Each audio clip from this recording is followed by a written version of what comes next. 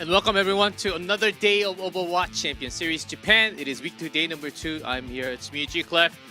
For the first time, it's with 9K. G-Clef 9K duo. How are you doing, 9K? Very good. Very good. All right. Good to hear that Yeah. first.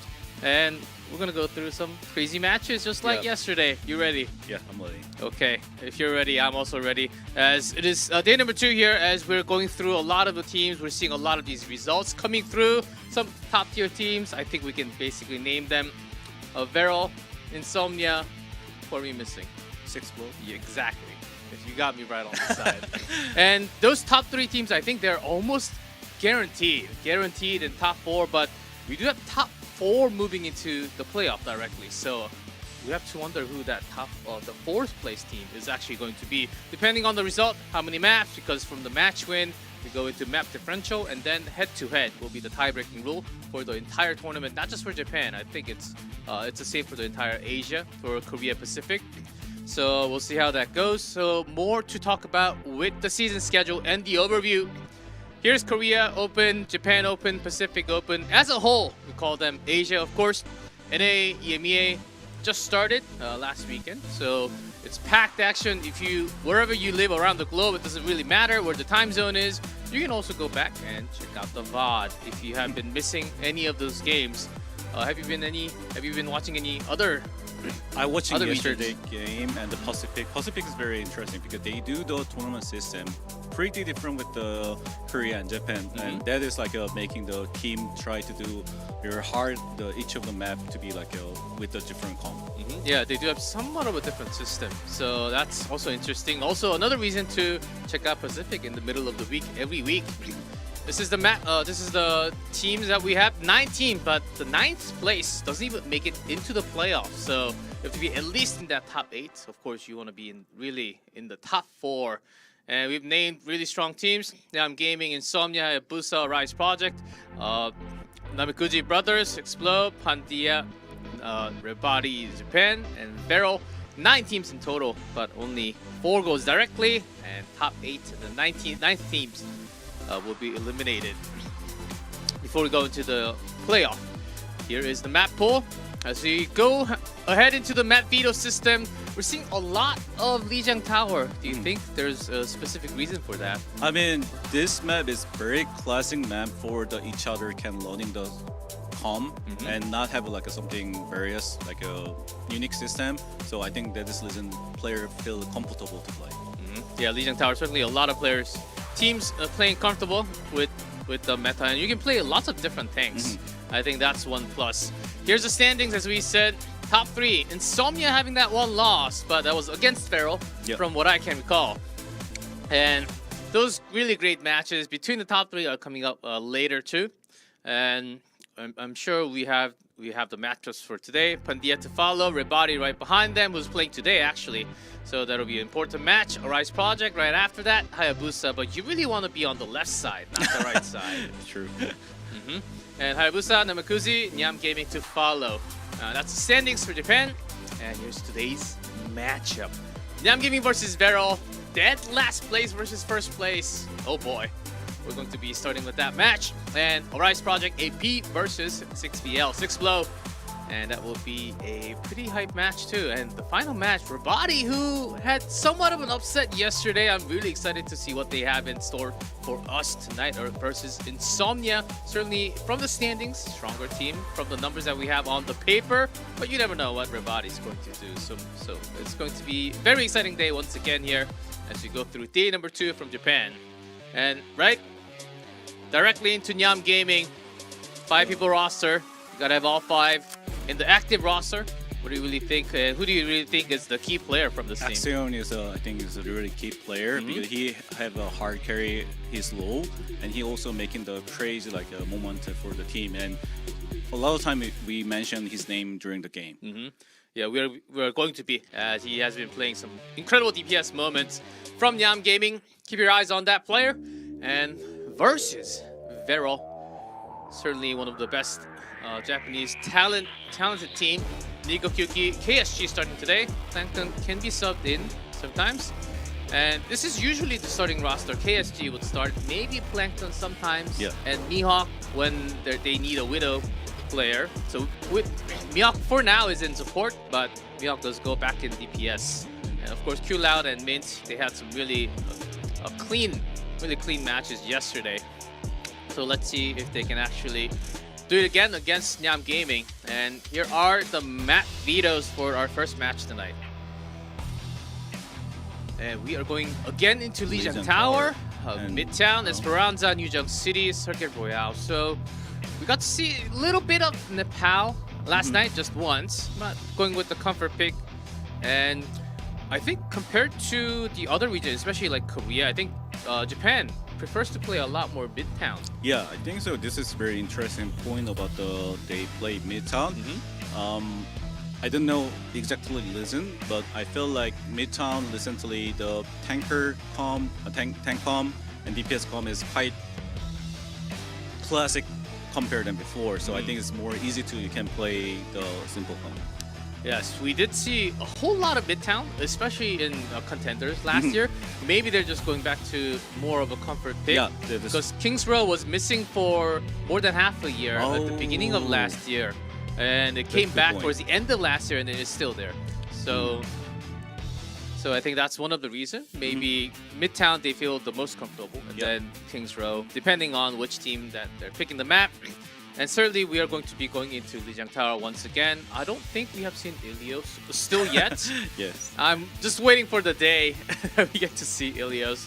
And Ilios is also a pretty good hog mag. I remember back in Overwatch 1 days. I always stay around the well, try to grab the hook, and see you down there.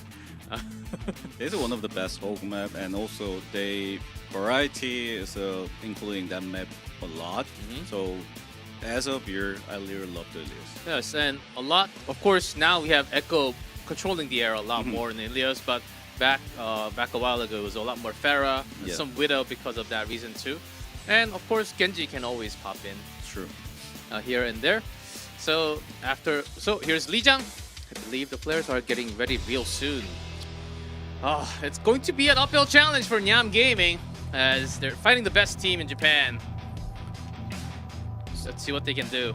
So Varrel in this situation, a lot of time they're talking about the PO tournament. Like if you never have a PO tournament before, you normally took this time like I will be get the PO tournament today. So they try to be like overacting, and that can be making the Nyam game can grab the chance to be winning. Oh yes, I think that actually can be a duel. If you are trying to go extra mile, overextend a little bit, that can always lead into a mistake. And Nyam-Gaming certainly press on that, and I believe the game is ready between the two teams. Here's Nyam-Gaming versus Varrel, Lijiang Tower.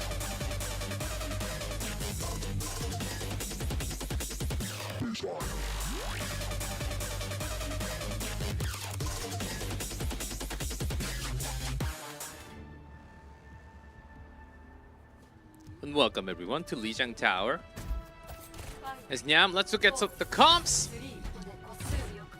This is a lot of team using the Orisa with the Cassidy, and are they gonna? Oh yeah, with the Tracer. This comp is really strong, but normally Stigma comp is stronger than the Orisa. But a lot of people say this time Orisa is better.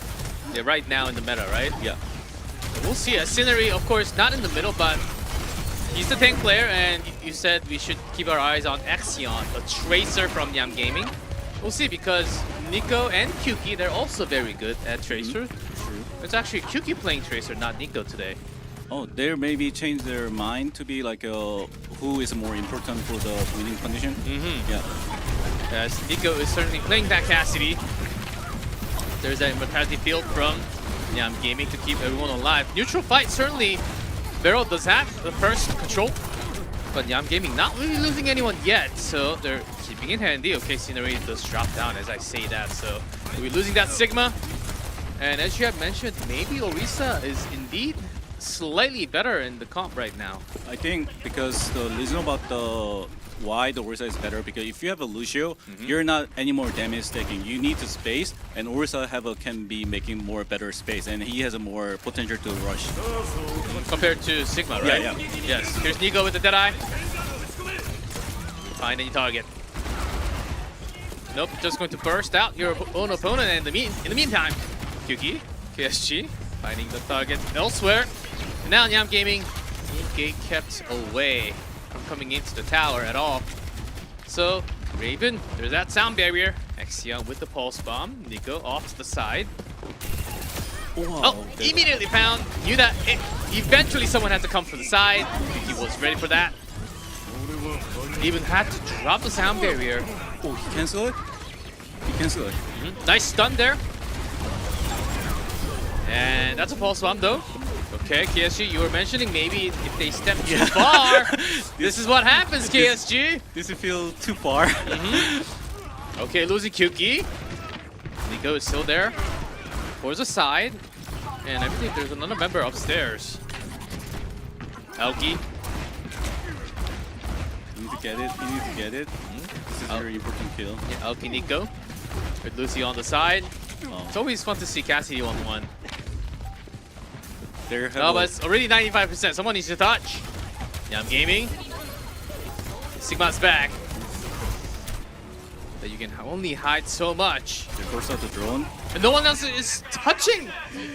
Can get there on time. It was only Scenery, and that will be the first going to Varrel. I mean, this is very interesting point about the Sigma and the Orisa duo, and I saw most of the people who has experience by tank player normally thinking Sigma is better than Orisa, but right now I feel like the Lucio is better with the Orisa. Because this meta, you just have to have Lucio. Yeah. It's not 100% must, but I think it's basically 99% to 1% fan prediction. Oh boy. We had some 95, 96s yesterday, I mean, but this is brutal. yeah, this is brutal. But it's good to see. Brutal number. Now it's the same comp, so this is an important point is which DPS can do the better deal. Oh! KSG with the javelin finds an instant pick. I think Scenery was maybe tried to go onto the bridge. Maybe it was cut off even before that. Do they practice this one to be like just like on time to be like dropping the enemy? Maybe. There was too much like a perfect time. But the point is still not open, so it's not really have a bad situation for the Nyam-Gaming. They still have a chance. Yeah, still have a chance, and rotating into the white room. As Nyam-Gaming, the only thing is that they have some less ult charges. That's about it. But there's Exion. Tracer is flanking for the bridge side, so it's going to be a good point for the... Oh! They're marking! They totally a huge marking for there, so they don't have an option for here. So it's going to be like a really hard time for they taking the space, and percentage-wise they're going to be get the window Varrel, so they can open with the window for the soon. Yes, chill out, almost ready. We'll pop that immediately. Here's M-Matrix. And Mid getting the first. And KSG Q Loud, all the members to follow up. That's a team kill for Varrel. And Nyam-Gaming, they do have to regroup. That was only with the Matrix. And as you can see, Nico Kyuki, their ultimates are coming soon. And also, the retake situation on window is not going to be easy to make it. Uh-oh. Uh-oh, that is... Okay, field gone, has to recall. Now Kyuki, somewhat in trouble. Never mind, here's KSG for the save. So after the immortality field is gone, yeah, that Terror Surge in that small amount of space, someone's got to go down. KSG is a huge confidence with the result. He just never stopped it. I like it. KSG says, Kyuki, get the immortality field first so I can get all the kills, right? And that's basically 3 team wipes for Varrel. Wait, what? Some open space off the side. No one caught in it. But now we'll be charging inside KSG. Almost goes down, but very low. Still survives with supports coming in. Finally, the sound barrier has to be dropped on both. Mid Raven. No big casualties yet. No, good here's timing Kyuki. for Orisa. Oh, that poop almost went down there. Did I? Oh, I had to cancel that here with the javelin. Kyuki goes down eventually. Oh, okay. It's 99, so Nyam-Gaming, they need everything now. And finally, it's looking like they can get the flip for the first time in Lijiang Tower. And there we go, we'll have that. Now you need to consider enemy pulse bomb and Orisa ultimate, but I think Nyam-Gaming can handle it because the taking situation, both ulti is not easy to make it. So Nyam-Gaming only need to do is like just making the distance or with the window and just keep long fight. Maybe they might be thinking, here's Exion. With that pulse. For now, with the team early Matrix. Bit early. But no one's here except for KSG, who's just poking behind the wall to the side of the control zone. It's 34% and the Matrix is off. KSG does have that Terra Surge. Nico gets Tracer first. Exion down. And here it is. For the zoning, the Immortality Field comes out. But that's a catch and the team wipe. And Exion can come and make the touch, I think. Never mind. That'll be it. Varrel 2-0 score from Lijiang Tower, and that will be our first map. I think window timing was not really bad, but they're too much like have a low percentage, so they're assuming they're gonna be touched. But that is a really good tempo for the Litek team. Can be just disengaged from the window, and they can just do the whatever they want. So that is a kind of hard time for the Nyam-Gaming. Yeah, that's exactly the advantage. If you have 99%, Mm-hmm. well, you can get 5 more percent. We don't need to fight right Yeah. now, right? That was Varrel knowing exactly. You hear that Matrix going up, it's like, oh, let's just stay for 3 more seconds and go later. I don't think that was early. I think that was expected timing of Varrel coming in. They just had a lot more advantage because they had 99%. And that's how control works, and understanding from these players from Varrel, just outclassing Nyam-Gaming at the moment. That's control, so let's put that aside. I think Nyam-Gaming, I think they should have some more game plan for next match, like hybrid, push, flashpoint, escort. We'll see how this goes. And as mentioned, we're going to Midtown, so maybe we can see Varrel showed some signs of Sombra, little bit of Widow. And this map, you can have some more of those wild DPS picks. Yes. But what do you think is one of the best, like, top 2 tanks on this map right now? Right now, compare the other season and last week and this week, I think still Orisa is one of the best pick for here. And sometimes you can just counter with the different Zarya. I think a lot of people say Zarya is a good counter against Orisa. So I want to see the Zarya match up with the Orisa. Some Zarya. Yeah, Zarya, I think there was some really good Graviton yesterday because Midtown does have some choke points. Yeah. And you are gathered up sometimes in the room, sometimes coming out from the room. It can be a good chance for those Graviton Surge. As whenever there is Cassidy in the meta, I think Zarya is always a really good pair. So especially also Batis is a good pair with the Cassidy and the Zarya. So I mean, I'm not sure which one is better, but personally I want to see the Zarya more because she's fun to watch. Yeah, she's fun to watch, and she was just buff. Right? Yeah. Her beam was just buff, and I think that was one of the. We don't usually see that big of a number buff. It's usually a slight buff, but it was a huge buff on her own damage. So that's why we see her a lot more with Cassidy, and I believe the game is ready. There it is, the dubstep. Here's Nyam-Gaming versus Varrel. We are going into Midtown Map 2.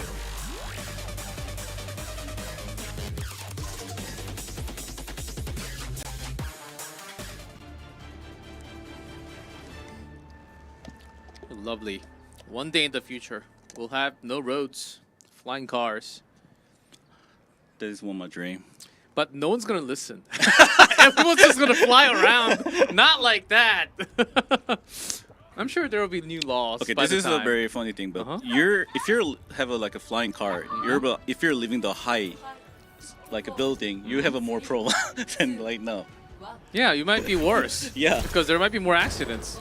But who knows? They might all not have drivers. You know. True. By that time. Ash. Oh, this is interesting pick. Nico. What? Q-Loud said, you can't go. No way. You have to play Sigma. Okay. Okay. So, as my opinion, the Cassidy com is much more disadvantage in general. But Ashe is a bit hard to like making to damage stacking the enemy DPS. So this is totally by their Sigma battle is more important than any other thing. So we'll see how Varrel handles this. Slower rotation. That Dynamite didn't really get into that second floor. So they're gonna push again. Slow rotation in the room. Chuki testing the ground a little bit. Scenery still alive. There's the Dynamite. A better one this time. And Masquerade all the way in the back. Like this position. And Exion gets picked off. Chuki now so testing the space. ground. Having no one contesting this Tracer. Nyam is busy fighting elsewhere. This is Yes. yeah. They know the meta and they manage about how they gonna be play against it, and the KSG just making the space for their DPS, and because this is if their Sigma didn't make the space, it's gonna be hard time for the Ashe. But after he making the space, he just like do the Sigma duel. This is like really clever to play. It took some time, but Varrel took it slowly, respecting Nyam-Gaming's positioning. And now moving into the real escort part of Hybrid. It's always good to have those Dynamites in the room. Yeah, this is gonna be like a really hard to enemy, like a lot of pressure for the taking the space. Yes, and you buy at least a couple of seconds because that Dynamite hits big. Now here's a window from Raven and a Pulse. Just getting one. KSG finds Raven at least, plus that Sigma also taking a lot of damage. Only Masquerade in the back, won't be having enough.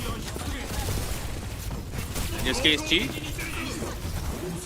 Sigma, you do want to fight near the roof. Oh, already the Transcendence just to keep some members alive. Still losing Aoki. Aoki on fire.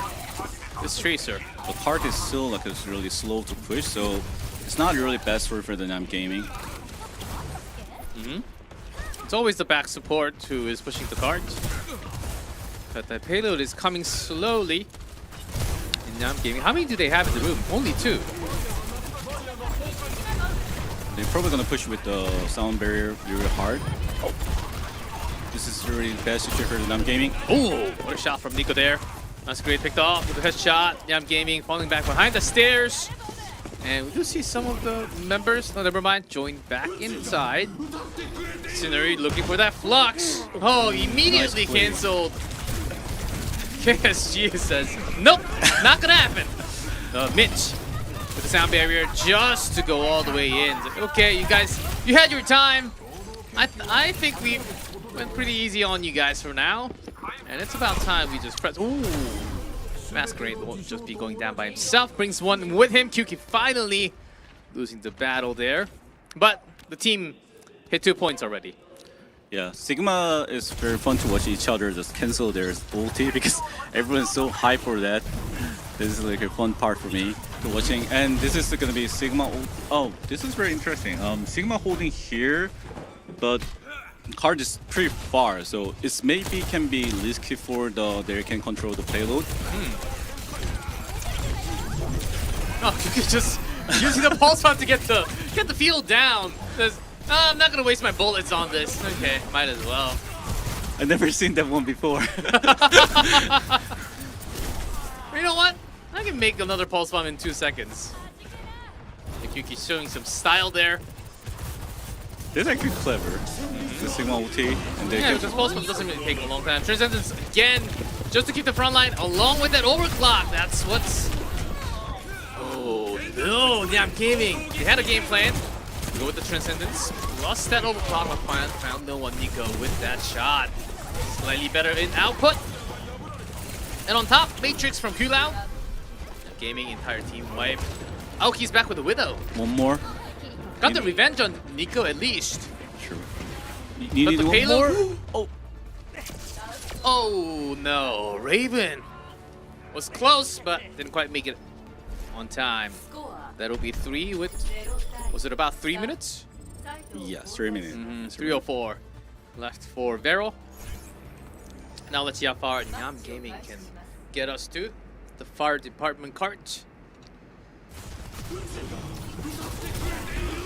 Yeah, that cancel was beautiful.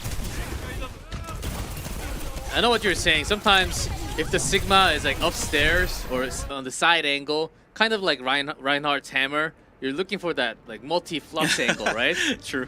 I think KOSG was thinking about it just for a second. Because as a tank player, there are only a couple of things that you can do to make that big of a play. Yeah, true. So when you have the opportunity, you're like, oh, I'm gonna be the player of the match today. It's hard to like not press the button. It's like you have to. So that's what KSG wanted to go for, and let's see how Nyam-Gaming handles this. Oh, this is very interesting. They're using Ursa and Ashe as a defense, so both have a hard time to making the kill the player, but they can do damage stacking. So if the Nyam-Gaming can play as much as possible, play slow or can pick something, it's gonna be like they can making the winning condition. Ah, okay. So all Nyam-Gaming needs to do is focus on one target. Yeah, if they can trade one target or not like an overplay, they can like a 100% sure they can do winning condition. Because look at it, they're hard to push, and they need to like push it there. But Ashes never can do something like a hard damage at there, so they need to just rotation, and they can't stop it. Yeah, Nyam-Gaming certainly having a faster rotation in the room already. I think that was quickly done. So nice and safe. But are you really safe once you're inside Sigma? Testing the gates. QK. Always trying it, never mind. Here KSG. That is Diving in, Nico dead. Exion got a side kill. Now here's Nyam-Gaming collecting the rest of the kills. Still 3 left, I think. Where's mid QQ now? He finished the QQ. third. Second tick comes through. Okay. And QQ just for the contest. But no one else there with him, so that will be the first point. 5 minutes plus. Hey, Nyam-Gaming, they got plenty of time to push. And they're dying right now. This is good signal for the Nyam-Gaming because they need like this point is gonna be like hard. Only need to mark in the tracer. They need to find the tracer. Don't let her allow to like flush play. And Varrel changed the Orisa. No, sorry, the Sojourn. So Nico finally thinking that Ashe is not the pick, of course, as we move into different parts of the map. And Aoki might need to find some really nice grenade onto that QQ. If you can. KSGB contested. Also I'm out. Matrix. And basically everything from both sides. Sound barrier up for both. Mid with the later one. So extra safety, a later timing for Varrel. Although, some exchanges. Eventually Varrel is going to win, but not as bad. It's not really best scenario for them because they're using a lot of ulti for the taking this advantage, stop the snowball. So still it's not going to be advantage for the Varrel. It's going to be 50-50, but this angle is one of the best angles for Sigma can ulti for the force out to them. So let's see the good Sigma ulti. Good Sigma. Okay. If you can kill, We'll be having the field. That field will be on cooldown though. So here's KSG to counter. I think KSG won the tank battle here, at least for the ultimates. Oh, just constant reloading, just playing with his food. I think Cassidy is good when you can do kind of near fight or a close fight, but this kind of condition is a bit hard to like making the space together. So can they find it? Can they find it? Oh! Hey Cassidy. Was barely in that field. It's always worth it to get a pulse pump for the immortality field. That is true. Because it's really early, and usually you're using it to keep not just one, multiple people alive with the immortality field, right? But if you're just using it for a specific one person, and that's always okay. And also you just only have like a 20% HP around it, so it's gonna be like still some people can. Uh-oh. Oh my god. That But just still happened. But Aoki finds a kill onto Nico. Okay, Nico's not been having the best mid-town. But here comes Mint. Aoki getting one more. So 2 down from Varrel. Of course, they're all the way near the spawn of Nyam. So this payload is actually pushing backwards. They can do the one more fight. And payload portion is quite bad for the Nyam-Gaming can push and do the duel. So do they gonna be making decision? Yeah, finally, Nyam-Gaming, they do have somewhat on the high ground. Nico on the side. But it's gonna be just free damage here with the power slide. QQ loud Nico. Killing back and forth. And another team wipe as this payload is going nowhere further. Now we're talking slightly less than, because they had a huge time bank over 5 minutes. Nyam-Gaming, they still have some time. But now we're really talking about minute 30. Aoki's been having some pretty good shots on Cassidy. Okay, 3 ultimates ready. Ooh, mid. Axion down for Nyam-Gaming. Do they press the button now or keep it for later? I think is a better answer. Oh, Flux! Will be used. Wait. And sound barrier from Varrel. But I think that's a pretty nice exchange for Nyam-Gaming. Not too bad as long as they can regroup and get back to the payload in a minute. But they're being gate kept around the spawn. Yeah, and their positioning holding is very clean. Each other like just can cover each other, and they're doing the rotation. This is good rotation, but after rotation, they're hard to like do something. Yeah, this rotation feels like we're still on the first point, not on the second point. And Nico's just finding free damage on top. Whoa, That's a pulse bomb, Maxion. Okay, good start. This Ace need to do their kind of job for making the hard time for the Yes, that is exactly what DPS is supposed to do. In desperate times, Nyam-Gaming, they need... Oh, Deadeye immediately dead. Fill out with the Matrix. Can anyone touch the payload? 6 seconds. Terra Surge, PSG. No. Won't be the only kill. As without Scenery, we're really talking Axion. If you can make it, but won't be there on time. So that will be Varrel winning map number 2 with a 3-1 score. And that's a second map going for them. Wow, what a style. And Nyam-Gaming had some contest. They had really good first control, but after that, it's just been Varrel all over. Yeah, I think the first point, the why I mentioned about the Orisa and Sigma duel is Sigma is better because you have a point holding like a point is not moving at all. So that means Sigma can do like a damage stacking and play slow as much possible. But after first point, the look at Varrel, just Orisa, Keshi, and their tracer, yeah, he just dive in together every single time, and their bots just do the same time for window especially, and they're just making the tempo wise their own tempo. Yes, and Qloud, I saw a lot of kill feed. He was actually catching kills with Matrix, right? Doing more damage. It's always helping. That's always a sign if your support has extra room to do extra damage. It means that you don't really need to heal because your DPS is doing such a fabulous job already. Sure. That's a 2-0 for now for Varrel. But after the break, let's see what Nyam-Gaming can do. We'll take a short one once we come back. Map 3.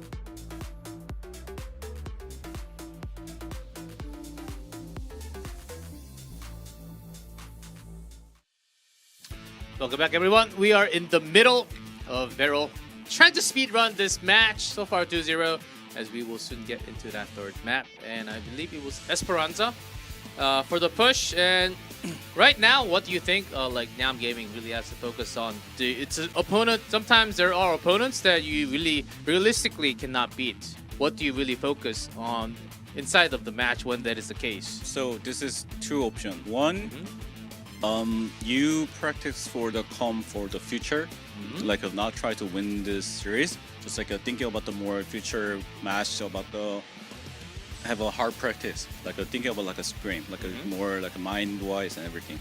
Or try to do something very tricky. You have a comfortable Eurocom, never practice, but still it's going to be possible to working. Maybe that will come through because it's Varrel for them now.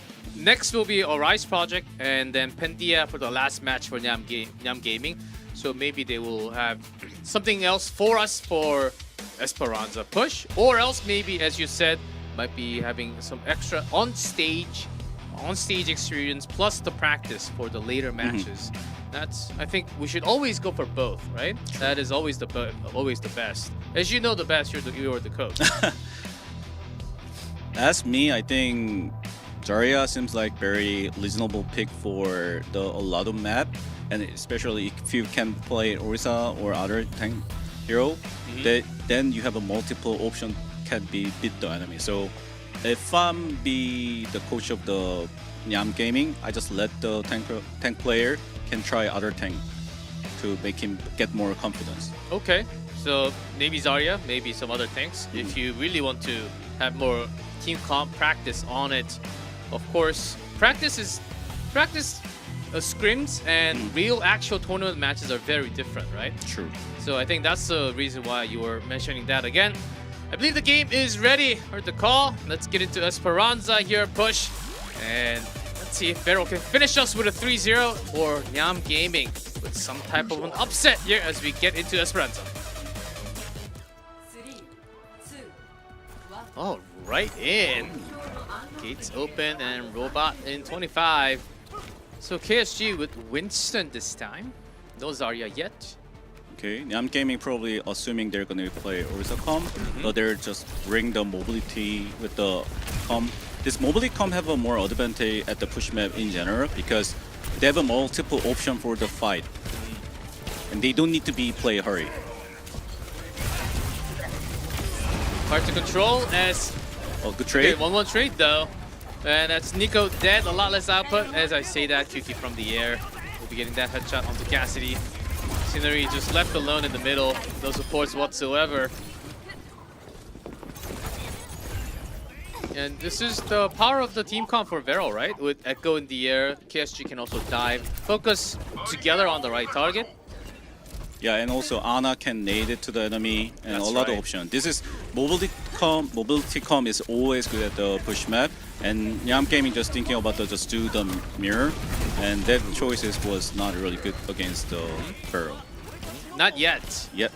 And not yet, as maybe they might be thinking, but still, the second try from Nyam-Gaming as QQ stickies and free damage from the side.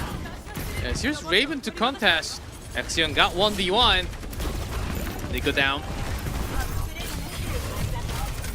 Oh, that's a Cassidy down from QQ. Nicely done. But Ana died. This is huge for the Nyam-Gaming. Okay, Scenery. QQ always doing the cleanup duty for the team. That's a third. And a fourth. And a fifth. The entire team wipe. Oh, of course, with the help of his team. Yeah, but Echo is so strong.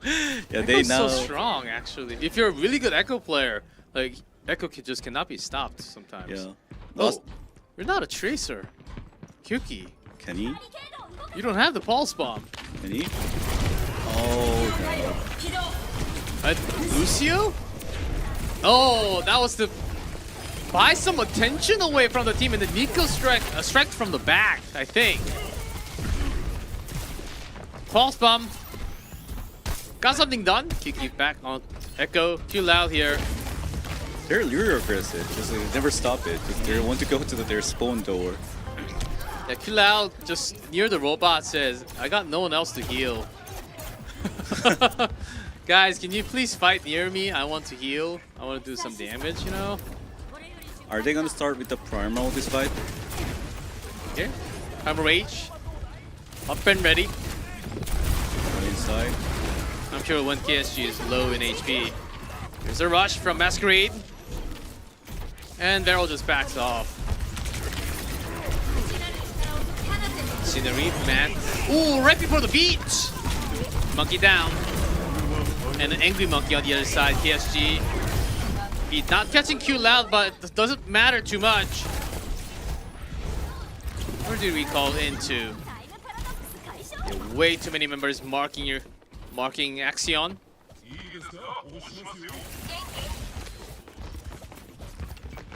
Yeah, sometimes for Lucio, it's tough to save with the sound barrier. True. I mean, Cassidy is now can marking Echo and Tracer, so they can still maybe can push. There's some chance, but you really have to hit the shots first. Echo copy is coming again. Scenery very low, so had to fall back. Oh, right when that rage was ready. 2 down, Chuki still in the air. Without that Cassidy, you can't really catch this Echo. Especially if you have a copy, as Echo is impossible to kill it, and Echo can just be aggressive. And yes, you can save yourself with that duplicate. That's also another reason why Kyuki is so aggressive. Just like that, oh, I'm the better Cassidy, that's what he says. And a dead eye. No target! You got a team kill. And 4 meters off. Winston comes out with the rage, so we'll be buying some time. Contested at the moment, but has to be getting heals. Raven Scenery down, and that won't be the only ones.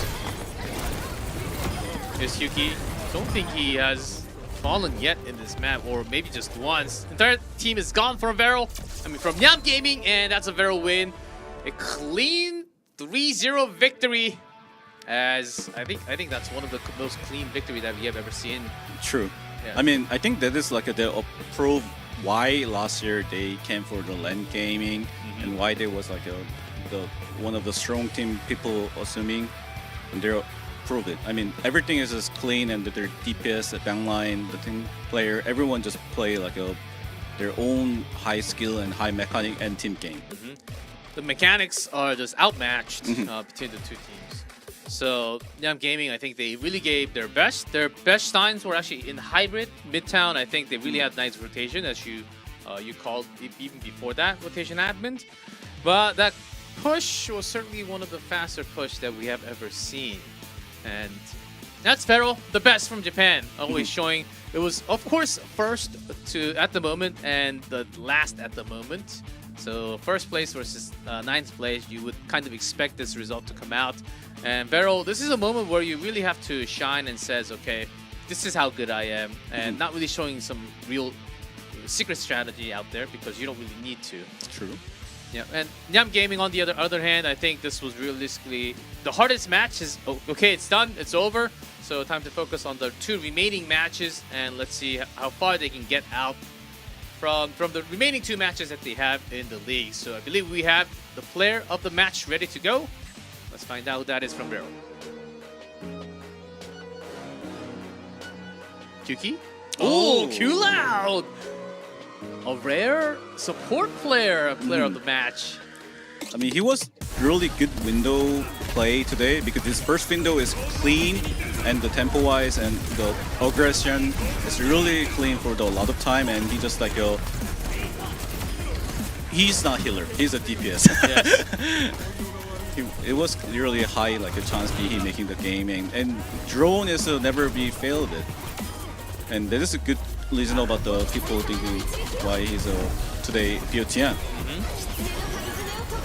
They're always doing the duties, healing your teammates, and also picking up some kills whenever that is available. Really cool moments. Of course, I think QK was, I'm pretty sure QK was very close to on that voting number because, but compared to QK, I think Nico didn't shine as much today for some true. reason. But partially, I think because Nico wasn't on the Tracer, mostly on Sojourn and some Ashe, right? And except for those, I think QK had a lot more highlighting moment. But that won't be the only match. That's a starter, guys. That's a starter of the night. As we have 2 more matches. Next up, we have AP versus Zixblow. So that will be the next matchup. We do have quite a long break, about 10 minutes. When we come back, we'll have the second match of the night.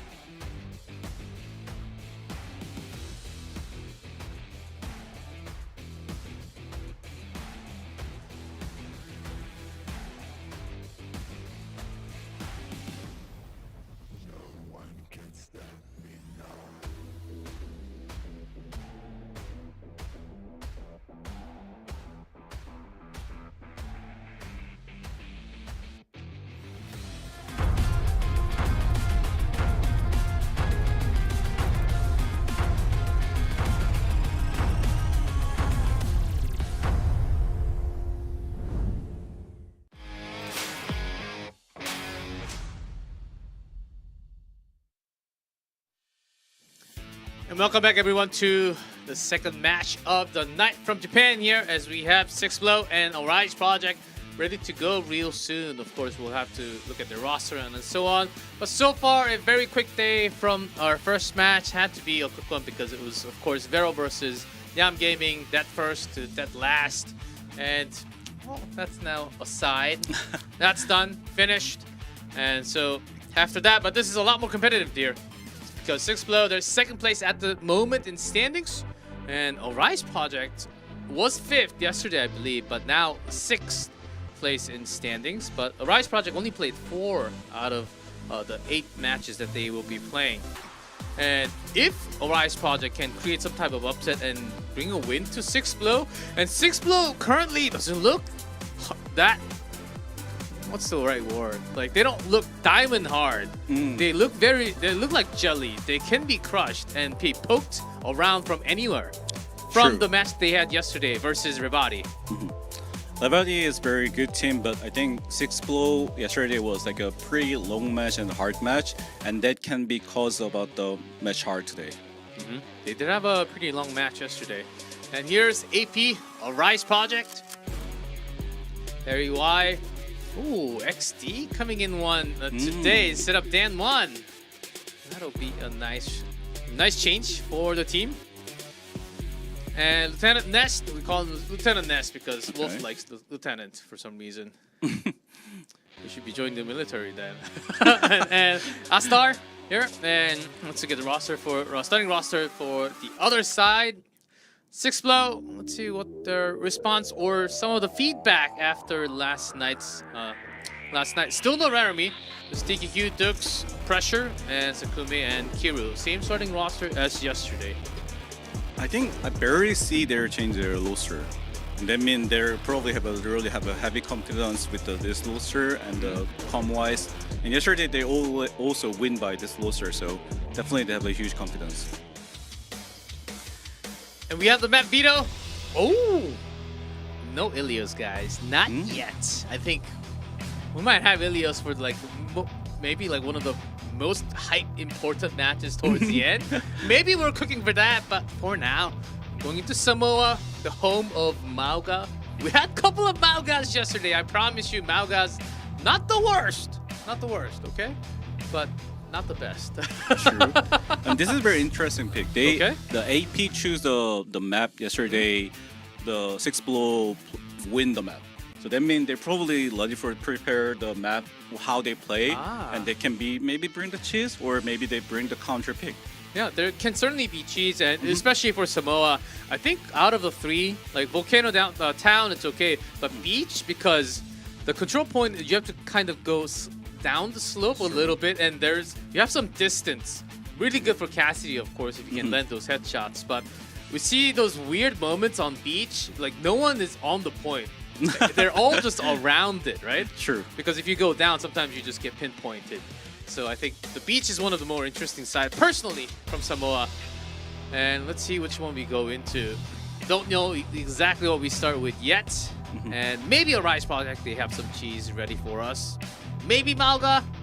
We'll never know. And it's not like Mauga becomes stronger because we play Samoa. But there can always be some plus options. It's very beautiful city, actually, Samoa is. Yes, I do love the map. Yeah, I do love the map. It's certainly one of the brighter map, so when I'm playing at night, I do turn my light on when I get Samoa. But I believe the game is ready between Arise Project and Sixblow. Let's see what they can do in Samoa.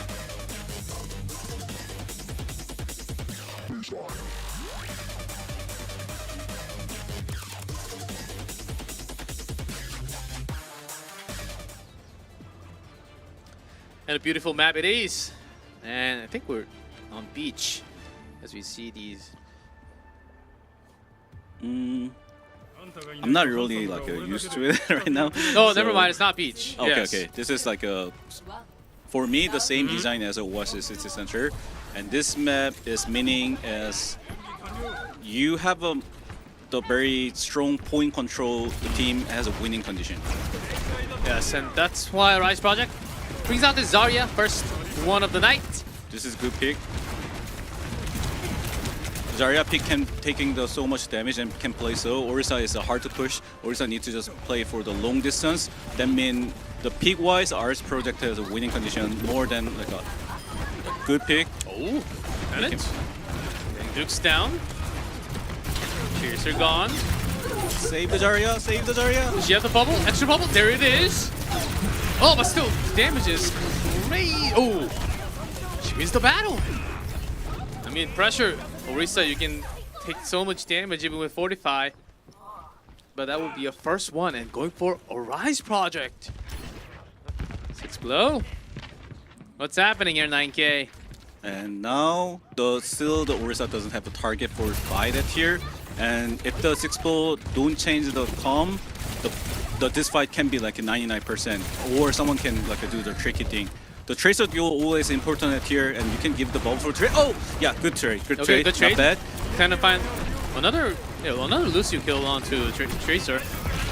But here's pressure, pushing off to the side, and without the field gone. The long fight making Zarya so strong. After losing TQQ, still using that Matrix to keep things up. Okay, Rise Project backs off for the time being. But on top of that, Harry finds another. Even with Matrix and Rise Project only using the Matrix and keeping all three alive. All the team members alive. I was talking about the ult charges. And Sound Barrier coming soon, so full, almost full. And also pressure can hit the Zarya grab, so or pulse bomb. So this meaning like can pressure react about the enemy tempo. It's a good point to say. And that corner seems like good to rotation, but they're hard to coming out because they don't have an angle for the push. So let's see how they're gonna play. They can play slow. They play slow, but it's ticking. Here's Cassidy with the bubble and finds one. Asume going all the way down. Pressure has to counter, but instead Deadeye TQQ is the one going down because of that sound barrier from Lieutenant Kiru. Own barrier, but a little too late over there. And we might just have 100-0. Why looking for target? Oh, they find the Tracer. I think Duke's already recalled, or just recalled. Oh, they finished their main point. Oh, here's the contest. 1v1 Tracer. Yeah, no one else is on the point. Let this happen. But Sixblow, they already lost all the members on the back. On the way to the point. Oh, he on time a lot. Yeah, still 99. No recall. Oh, can't touch with low HP.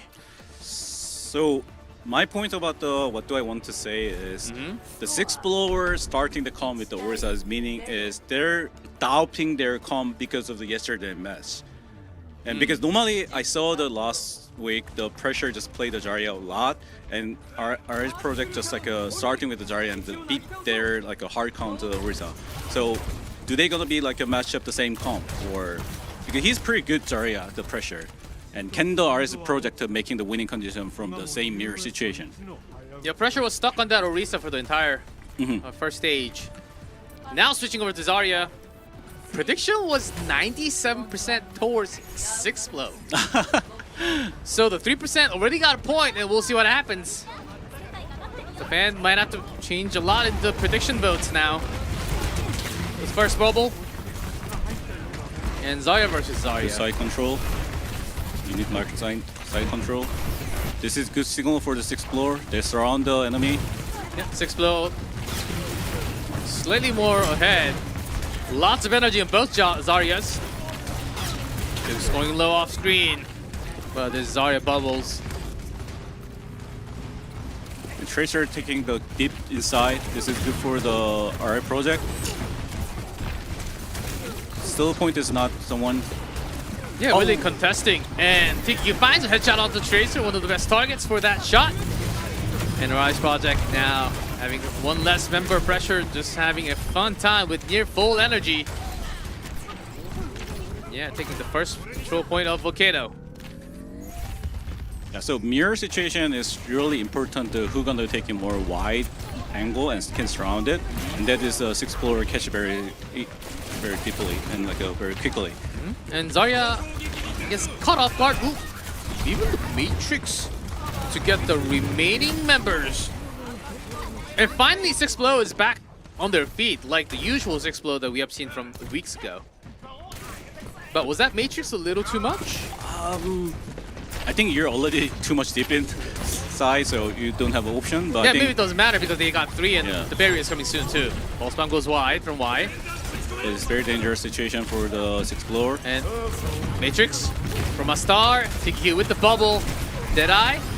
No one yet. But from the field is gone. Here's a counter from Harry. Everyone in the sound barrier. And the Graviton though! One more. Yep. A lot of members from 6 Blow were in the Graviton Surge, could not escape. So, a couple of kills, but the entire team fight went towards But the you other force team. out the enemy sound barrier, and percentage is not really high. So if the RI project can win this fight, it's pretty good sign for them. Oh, very overreacting. 58%. 6 Blow. Push more. Still keeping the control area. Forced to go back. Even the beat goes. As Y did fall very low in HP. Right after the beat, Harry goes down. 6 Blow. Trying to contest and have another push, but here is XD. Zarya win there. Pressure going down along with the supports. And 6 Blow will lose control for the second time. And especially this comp each other don't have like a very special combination except Zarya grab.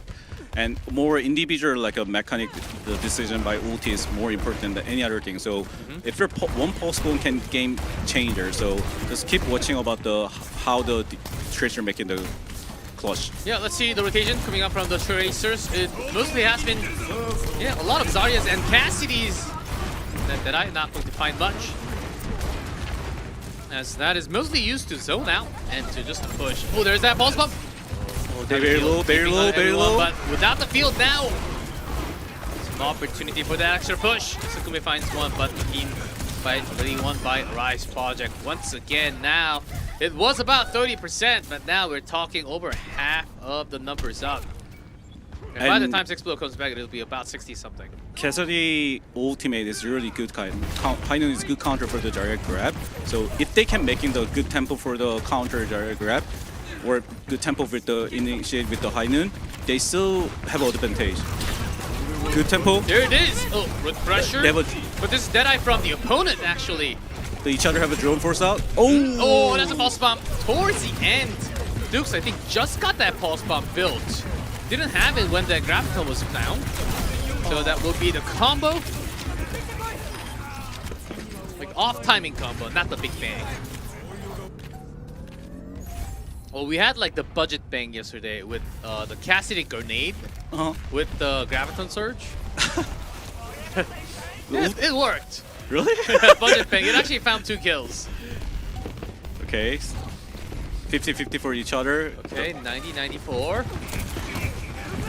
Still having the control. Oh, huge There's dive. with the barrier and the Graviton. Huge grab.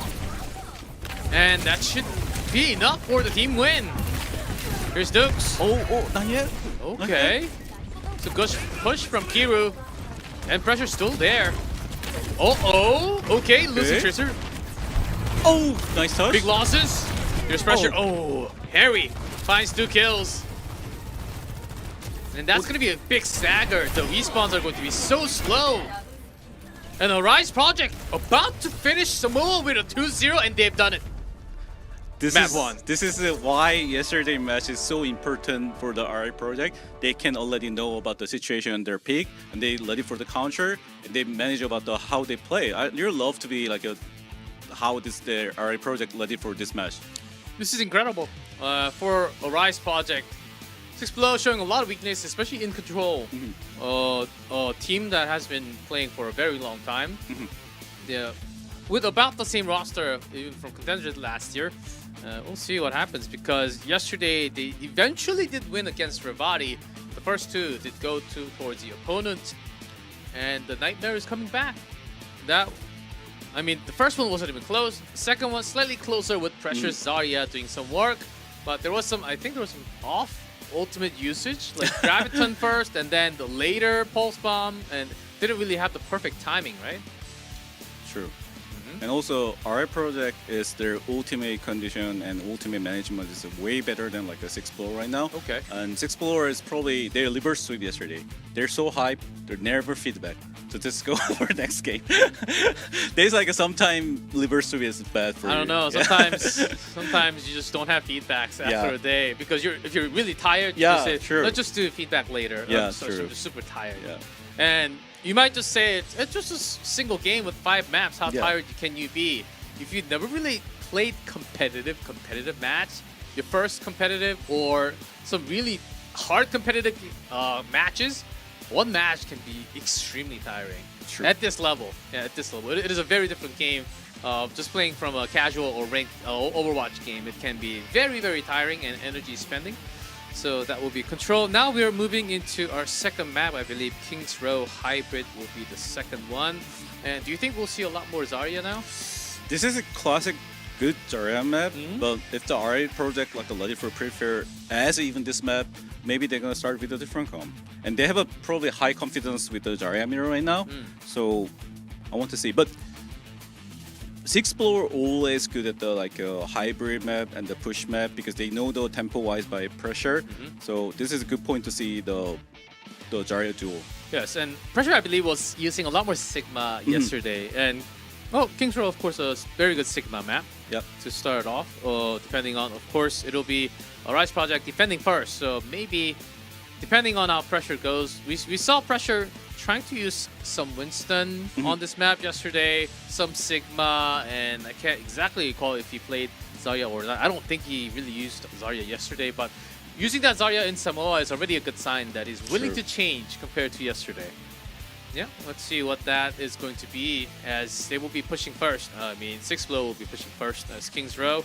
And for Arise Project, I don't think there's any problem, right? True. Yeah, don't change if there's no, if nothing's broken on their side. But it is King's Row, so maybe some switches might be needed. But for now, XD has been playing some fabulous Zarya. And on this map, Cassidy, Tracer. That Tracer 1v1 duel, I think that's something that we always have to look out for. Maybe Cassidy, some more Sojourn or Echo. Some other DPS are also potential. Yeah, but I'm not really sure with the Zarya working with the Sojourn because I never seen that one.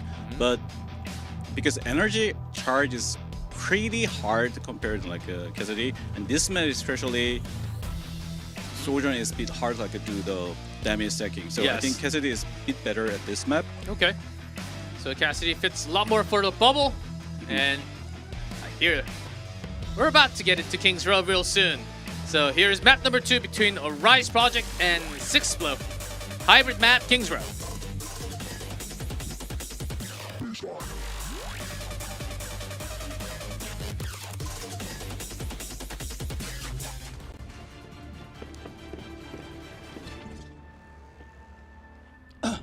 And welcome everyone to King's Row.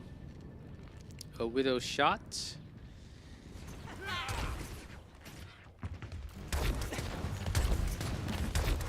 You thinking about it, but I haven't really seen any of these Widow shots like landing into a kill to start off from King's Row. Everyone knew is like a people gonna targeting this one. Yeah, it's only for the scan with the zoom. Yeah, Shot and Cassidy, okay. And So- classic Tracer holding the high ground. So mirror comp between the two teams.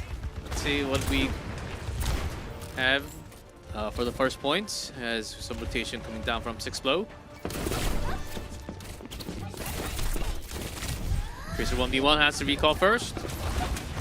So attack team Tracer just need to force out the angle. That is good enough. And defense team rotation. Oh, Nice shot. Some nice shots coming down from TQQ. Can find extra Tracer, but with that kill and the second. Some extra contest from Wise Tracer, but that will be about it. The entire team gone. And should be able to get all the ticks. That team fight was drawn out for a long time. Yeah, first point, if you get the snowball, attack team can be making the snowball huge to the enemy. And also, if you have a high energy Zarya, your Zarya have so much advantage compared to enemy Zarya. Oh, close one. Has to self bubble out of there. I think I saw a couple of members off to the side on the right of the screen. I think that should be Tracer and Lucio. Yeah, they drill each other. Yes, this 1v1. Yeah, 2v2, I guess. And the 3v3 here on the main road. Oh, Matrix up from a star with the field. Making sure they have some type of a push. Oh, Perry finds one. 3 ultimates available for 6Blow, but not going to use any of it as this team fight already was slanted towards a Rise project. I think 6Blow need a bit more aggression. They need to keep a bit more aggression. I think their knowledge of the game is pretty good to like awaiting the payload as a fight, but RI's projects, we don't care. We just want to fight, and they're making the game winning condition by that. Yeah, so it was a pretty fast Matrix. Did I? With the speed boost. HQ. Yeah, the field is there. No kill there. Good trade. Yeah. Harry responds back, but no one's in his sight. Graviton catching Zarya only, but that might be all he needed. There's pressure. The response. Just back and forth, using one ultimates at a time. Well, no one pushes a payload right now, so it's not a really bad sign for the RI project. And they have a grab for next fight, and pulse bomb also. So it can be making the good, like a clutch play for here. Then 6Blow need to be like making the snowball more faster. They need to get more like get closer to the enemy for the force out their resource and force out to the tempo. Yeah, Kiru MVP, the only one who knows how to play this game and win, and pushing it by pushing the payload. Oh, they not even pushing payload right now. Oh, yeah. No one No pushed one's payload. actually on it. Everyone, I think because everyone went to second floor. Yes. Oh, there's Lucio. And 99%, we're looking for that sweet Graviton grab. Are they? Oh, that's why everyone's scattered apart. This is good for the RI project. They're finding a lot of time. Pulse bomb. Oh, Let's get pressure. He finds it. still not bad. Oh, save the Zarya, save the Zarya. Self bubble has to use the barrier and Graviton catching everyone, but oh, that Kiru sound barrier plus the immortality field from Sakume kept everyone alive. I think there was a 5 grab. Yeah, it was 5 rare almost. Like, Yeah, oh, 5 grab, but no pulse, nothing else along. What's he doing? he can touch it one more time and making the time for the team come back for the touch. Lieutenant. Oh, Yeah, 1 meter contest. good bubble. One more time. Oh no. No, can't do. There's no second bubble. And you need the Lucio to have the team back. Yeah, it's sometimes actually worse because you can't get the speed boost out from the spawn, right? It's the entire team's just slower to the payload. And that'll be second points for 6Blow and TQQ. Okay, force out the drone. Now grab is coming. Where are you at? Finds no. Oh, finds Harry. The Bono Cassidy. Yeah, it has to be called. Trapped inside. That will be 2 kills. And this looks like a pretty sweet 3-pointer to me. Rise Project falling behind. XD not really having the best Zarya as we came into hybrid. Pressure another. Okay, catching. Oh, good counter. Can he? Oh, Harry could not deliver the max damage. Here's Sakume. Docs with those triple kills. And switches into Genji, but can't come here in time. 2:43 will be left on the clock, but that's a 3-point start for 6Flow. So I think this is a 6-floor very strong point. At the payload map or like a car moving map, they really have a high knowledge about where they want to fight, and they have a good communication for that. Even Lucio didn't push the payload.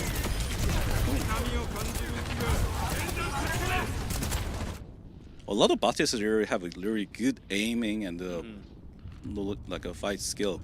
And anyway, so 6-floor is very making the decision clean about where they want to fight. And I think that is like a why do I want to watch them game? It is very fun to watch. But our project is not really have a problem making decision for them. That they just like need to be like a making decision making. Slightly faster, I think, because in response, Arise Project had some good ultimates, but they didn't really have synergy of using it together. Yeah, they're kind of hesitated because enemy was at the high ground in the situation, so they just like press the button. But it's good at the coast map, but not good at the hybrid map. Is that pineapple on pizza? Both? Each other is not even the same team. How do they have it? Man, I like Hawaiian pizzas, by the way. Just trying to tease you guys.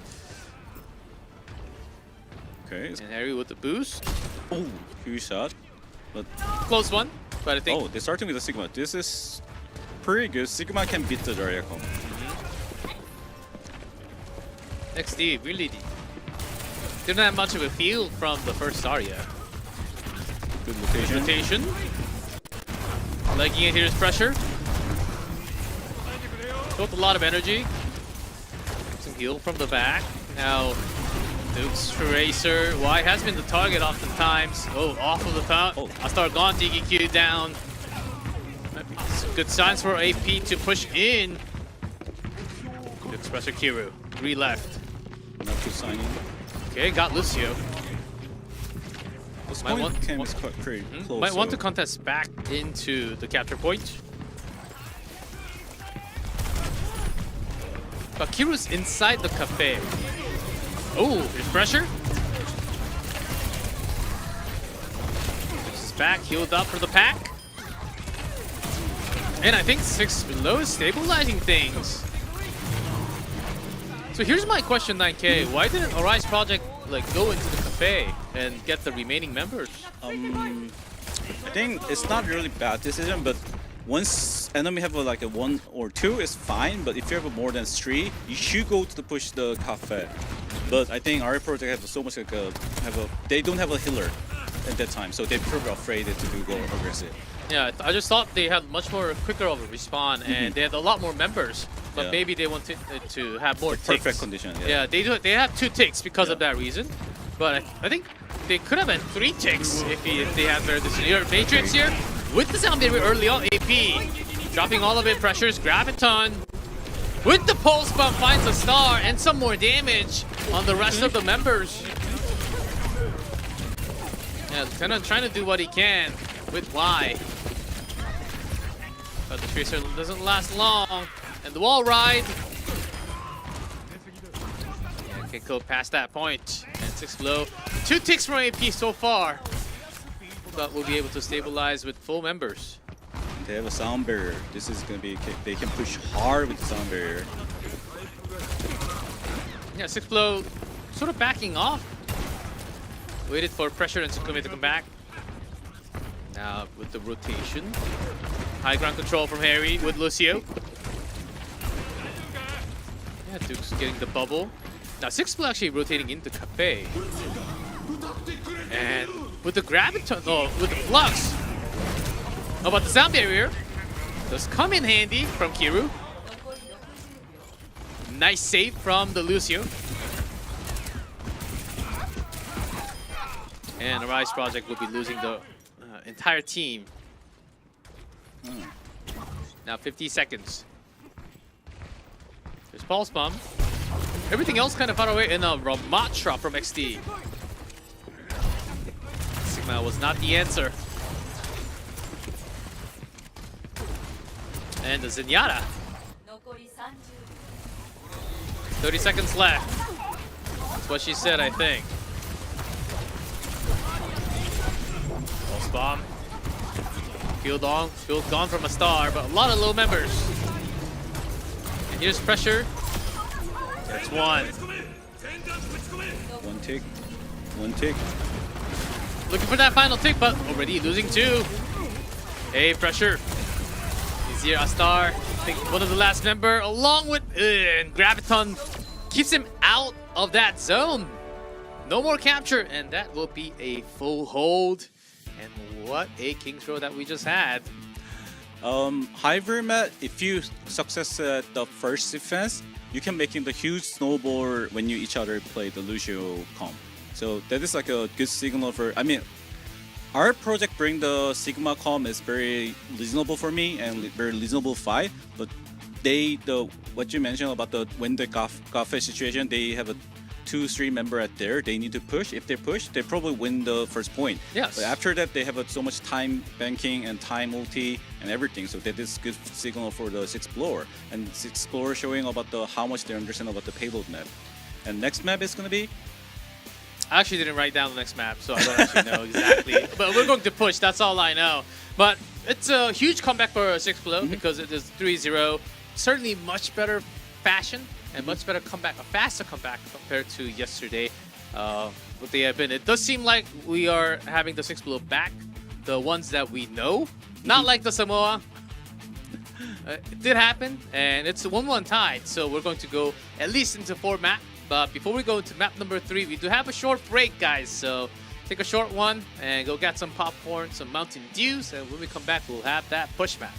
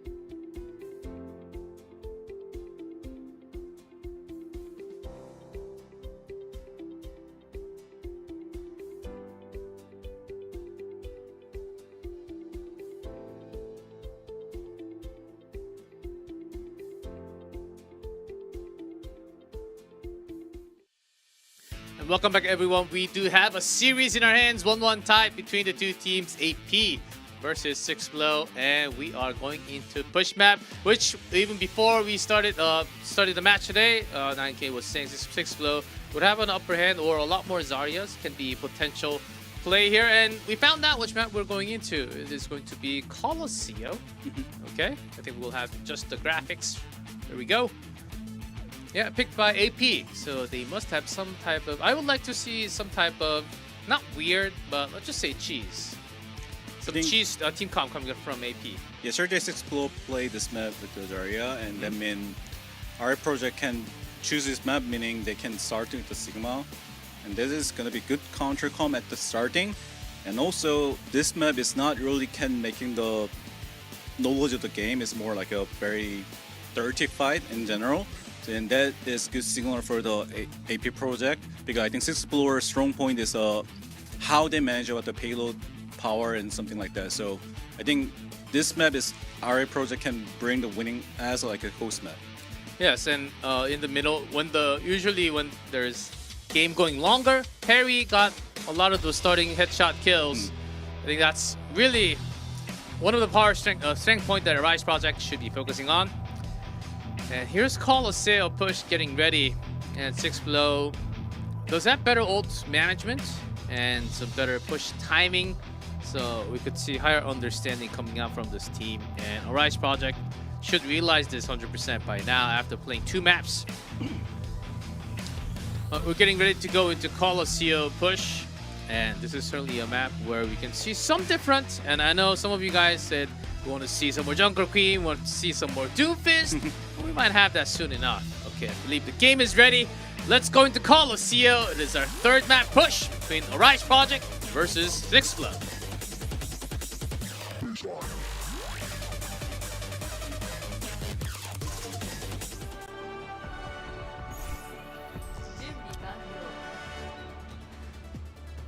Ready for battle. Are they? Are they really gonna play Lionheart? I mean, Lionheart is classic Zarya counter comp, and this map used to be good at the Lionheart. So okay, never mind. Yeah, Reinhardt, but it's kind of slow, right? That's usually the only problem, and very slow coming back from the spawn. So it is Zarya versus Zarya, a mirror comp start for now. 6flow opening is very good. Side rotation first. They can surround the enemy. XD already down half HP. Has to jump back and forth. Oh, they already forced out the drone. This is good signal for the 6flow. Mortality field gone from a star. And himself dead. Pressure finding 1. 2, 3 on top. TQQ with the headshot on the Tracer. Rise project. I think this really started with the pretty neat rotation, I would say, right? A Rise project, they just went straight to the robot, was forced on the other side of the map. And also, gate is one of the hardest point for the push the payload, but they're choking the enemy. Really started with the choke. And 6flow now sort of scattered around the first corner. Behind these pillars. And no big casualties yet. This Y is still taking some time. High ground control from Harry. And here's looking for that engage from XD, but DPS very low. Here's Dukes. Window is coming for the 6flow. Looking for that rotation. If they can find the target, they're gonna probably start doing it. Starting with Matrix from a star, but Deadeye finds no one. Cannon. At least you kill onto Dukes. And even the Matrix! After losing 2. So 6flow lost a little more than they should. And a good management from a Rise project here. So this is a lot of time happen at the Colosseum, but even you win the first fight at that gate, you can't do anything special, even you have the ultimate condition. So this is a good signal for the RI project can making the snowball for here if they build up the grab. But and the 6-blower have the grab. So the only thing needed to them is a counter grab or go faster. Yes, I do agree. This is one of the harder parts on Colosseo. After this corner into the bridge, right? Yes. I hear a dead eye somewhere. Oh, hello? Has the bubble. Oh, here's a graviton. But they counter it. Now it's very dangerous situation for each other. And even with the counter sound barrier from Lieutenant, not enough. A star goes down early. And after the recall, way too many in your face. And that will be a 6th blow with the team win. But now they have a grab. So it's ping pong, ping pong. And now they have a big bang, ready in 8%. And there's no sound barrier from Kiru. So let's see how they can hold. And Bubble can only save 2.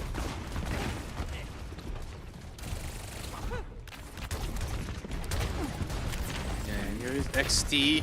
They give up the payload. Yeah, 6-blow should be aware that the Graviton should be ready by now.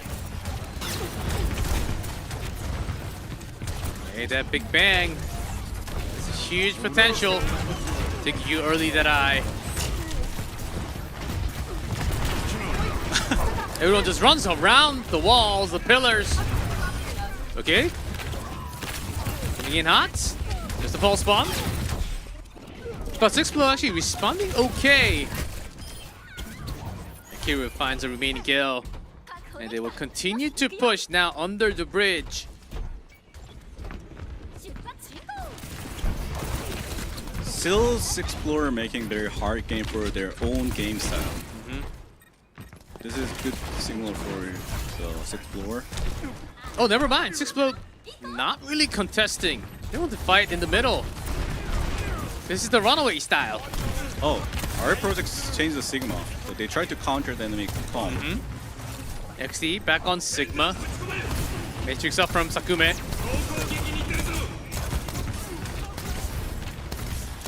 Good heals from a star from the back.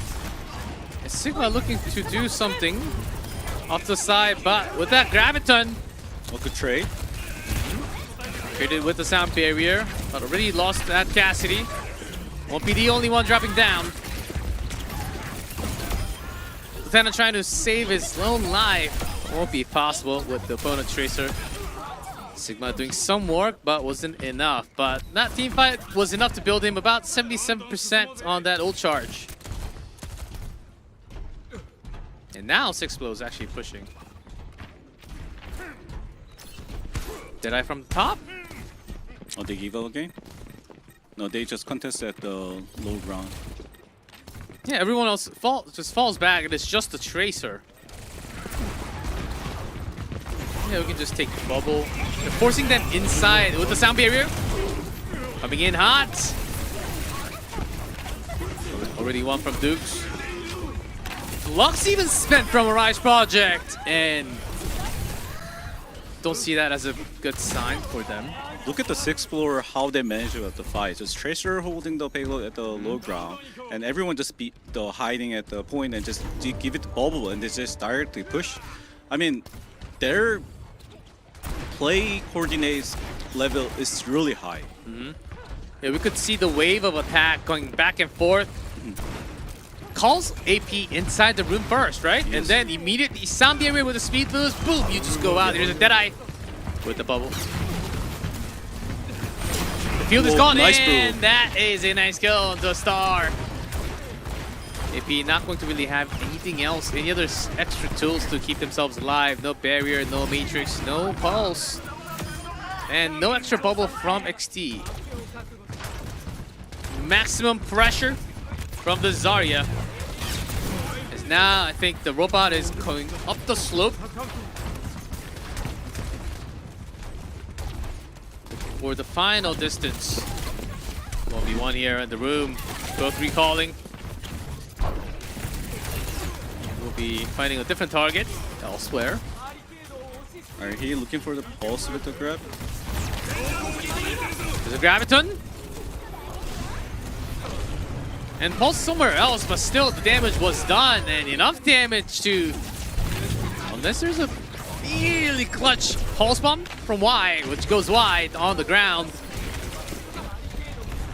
And Lieutenant no barrier because they were losing a lot of their members. Yeah, they need to disengage from here. I mean, yeah, it's like a good push, but the robots pushing? They try to push more. Okay, Rise Project, they do have one more source. That's going to be the sound barrier. Oh, and then realizing that, okay, 2 minutes, 20 seconds. We can back off. We have no ultimates whatsoever. 6 below. Their management is working really well on this map. Yeah, this map management is not really easy, but they're really clean to like do management. Okay, we will find one head. But on Zarya, not enough to bring her down. Another one. In the Deadeye. Everyone backing up. 6 below. They do have their own. And that's a pulse buff for 2. Zarya also right next to him. Dukes with some clean shots. And perfect timing on that pulse bomb too. What a DPS duo. He like a so much hard carry at this map.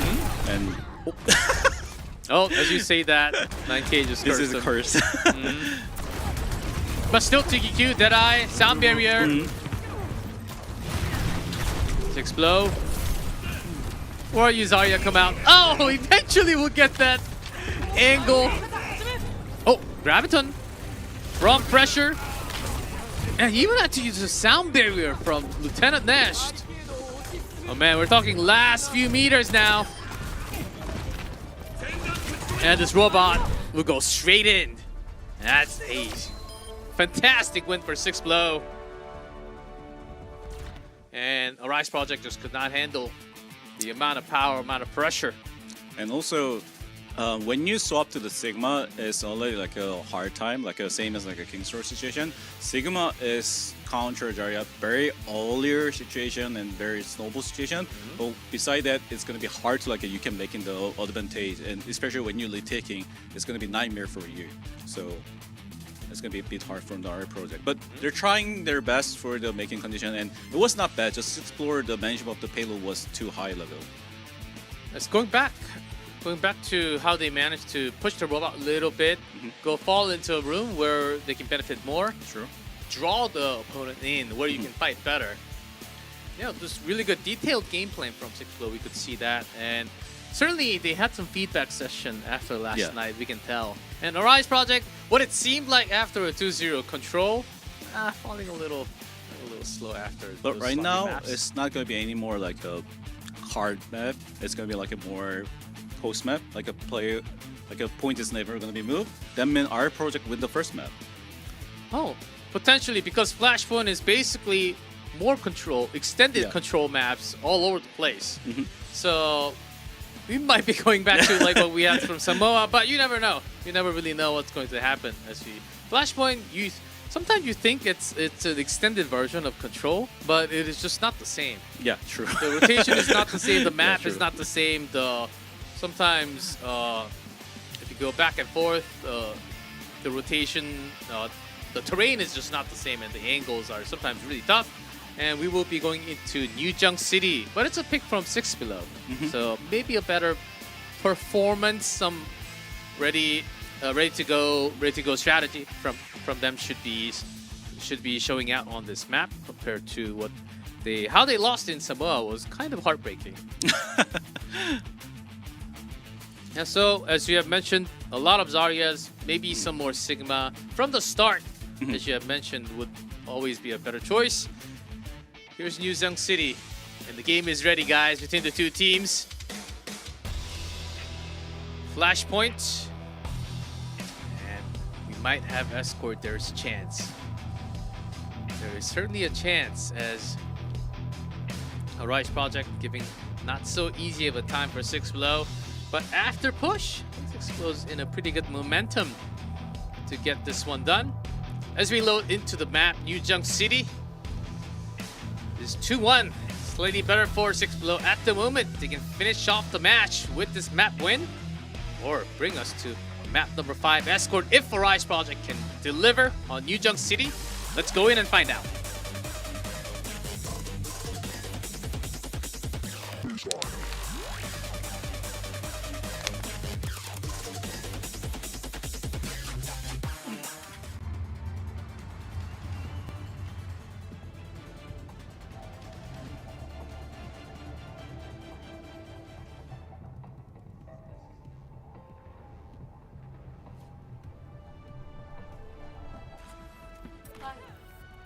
Okay, totally same mirror.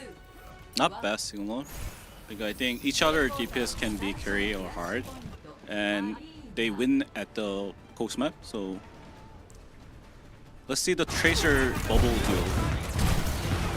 Okay. Early bubbles. I remember not too long we had a lot more Bastion on this map. Yeah, it used to be like a Bastion is really good at this map. We had both Bastions and the two teams just rotating around Yes. on the center point, but losing Tracer. Early, can be big. It was also close. TQQ Dukes took some shot from that Zarya bubble. Oh, Zarya charge. First point going to 6blow. In this mirror situation, always side is important. So who making the side winning is so important for the fight. Yeah, you see those Tracers fighting off of the screen. And that's another win for 6blow. Tracer dead. And some defensive rotation coming out from Rise Project, but they do eventually have to be trapped once you're outside of the center zone. That's a I guess one big win and one small win for 6blow. For now, but Rise Project ready with a couple of ultimates. As Deadeye and Matrix. TQQ, this might do some work, and we deliver 2 kills. Whoever destroyed that field did a really good job. I think that was pressure. They're immediately getting the field for TQQ. Their combination speed is so clean. Yeah, you know that Immortality field is coming out. And that was at an angle where you have to disengage, but you can't really hide off to the side immediately. And they're moving to the next point very earlier, and they know where is it. And they even can hold a choke at here. And that's already 1 for 6blow. Any survivor from here? Pulse? It's a little bit, but not on the perfect target. He didn't die, but it is good. The our project need to get the tempo for here. They certainly do. Which start. Oh, no sound barrier anymore. Dukes. Everyone behind. Man, Deadeye?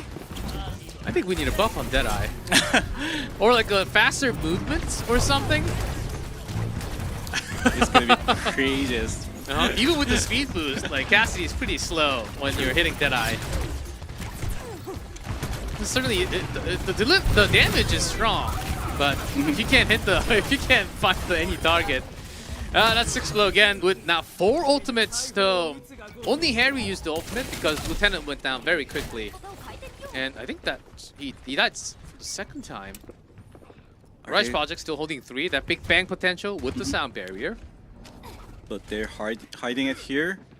And they try to grab the push at here with the sound barrier, probably. Oh, no, never mind, with the high net. Okay, the field is gone. Nope, that's 1 more. On the board. With just 1 ultimate. And a Rise Project. 1 more. It's like they have all this money, but they just have no time to shop because they can never get to Costco. Oh, side control of the 6-floor is very high level. They're never allowed to just pass the map. Finally, with the rotation, touch is made for overtime. Graviton, sound barrier, everything dropped from both sides. Astar still having that. Matrix ready, but Rise Project. The pulse wasn't dropped. But at least they force out a lot of ulti, but Zarya gonna be die. This is gonna be isolated, and a stack kill. still 16 seconds, so there's some time, but this is going to guarantee, unless... Okay, they're going to push more. Oh, but a response from a Rise Project, not too bad. Not too shabby. Pulse bomb from Y. And the melee kill. Oops. Good judgment. Good judgment. Finally, Rise Project got some counter punch action. But their Heinen combo of the 6 Explorer is coming again. They're so good at this combo.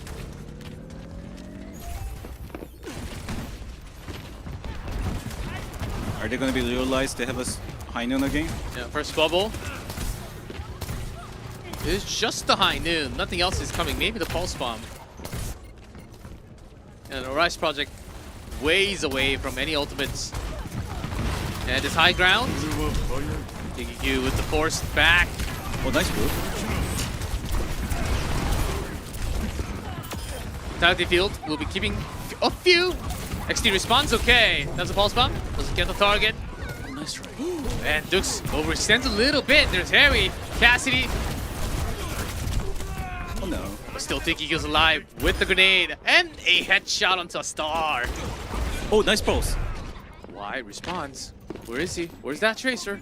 Gotta find the recall. 2-2. Still contest. Oh, well GQQ. Some nice shots coming down from Cassidy. And then we're talking Lucio. Oh, that's a bubble. That's not fair. Still, the Rise Project has been getting this point. 96% now. There's a flip. But all you need is one win. And Explode, they're looking to close this out with a 3-0 flashpoint if they can. But 97 isn't too bad for a Rise Project to get things started. So let's look at the rotation. Quick rotation into the room, found out. Don't be hurry. Pressure's got that ultimate soon. Grab. Make yourself from a star early on. Lieutenant Nest, sound barrier is coming soon at 8-7. There's a Graviton Surge. We'll be catching Lucio before that sound barrier. What a decision. Still, they can do touch and the whole point. Oh, unless Zarya goes down very late. Oh, was that too late of a bubble and the death? Yeah, they're probably gonna be pushed more with the. Yeah, look how fast the numbers going up. And the Zarya will be coming slow. Okay, good touch. Overtime. There's a touch, Harry. He's the pulse bomb. Okay, early sound barrier just to keep everyone alive. Do they can touch point? Yes. Now Zarya should be back. Grab. No, but Harry down. Pressure finds a kill. A point is theirs. Oh yeah, they get the point. They get the point. Oh, Rise Project, they did get the point. Okay. Explode couldn't really get the contest. That Heinen was like a good Heinen. Yeah, Explode, I think they're focused too much in the fight. Yeah. That no one else was touching. I think they could have. They won the fight, which means they could have had the third point. Whew. A moment of relief for a Rise Project that was dangerous. Now our project just swap to come to Junker Kane and Genji together. Genji. Okay. Okay. Whew, well, first point for a Rise Project. Let's see if a reverse can happen. Still upper hand for 6-Blow. Yes, this is a massive point for a Rise Project in order to come back in this flash point. Now we're looking into more of an open area, which is not so bad for Jungle Queen. Explorer has a point right now. And hard to like push out the Good shots from TQQ. Catching Y off guard, was looking at somewhere else. A star down. This team fight, if it goes for a long time, it could again be 6-Blow, starting with about 40% before the next fight. Explorer, their manage of the fight is really good. I mean, when they saw the enemy like a Junker King and the Genji Tracer, they're immediately just run away. Yeah, it's sometimes you just have to control and keep your distance. Yeah. Just like fighting games, and only Q. Yeah, she's dead. Had no one else to catch her, and you can't really keep yourself alive. Okay, why? Response back, but that's a Tracer who can come back much faster with the blinks. And in response, Y will be going down pressure. Always finding target. This is Zarya. Oh, Graviton! Just to get Lucio once again. Now that one stings. And 6 blow will be getting the flashpoint and the win of the day. Wow, that's a clear winner there. Just to have a celebratory Graviton surge. Yeah, pressure Zarya. I think that's something else that we can always look for now. He had a really solid day. Yeah, he's Zarya. I think he's the first person, as I know, to bring the Zarya at the Japan match, and he have a very good judgment and the skill of the type of the skill. And this is the reason. And also their TQQ and the OWCS today do a really good, a high bring the winning condition for here. So I'm not sure who is going to be POTM today. Oh, don't exactly know who's going to be.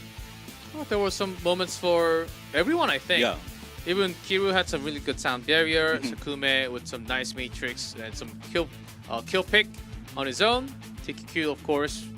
And Cassidy's Zarya, it's always like a combo. Yeah. So you can't just pick one. I think you always want to pick both, right? So player of the match, ready. Let's find out who that is. From 6 blow. Player of the match will be Dukes. Tracer, mostly Tracer.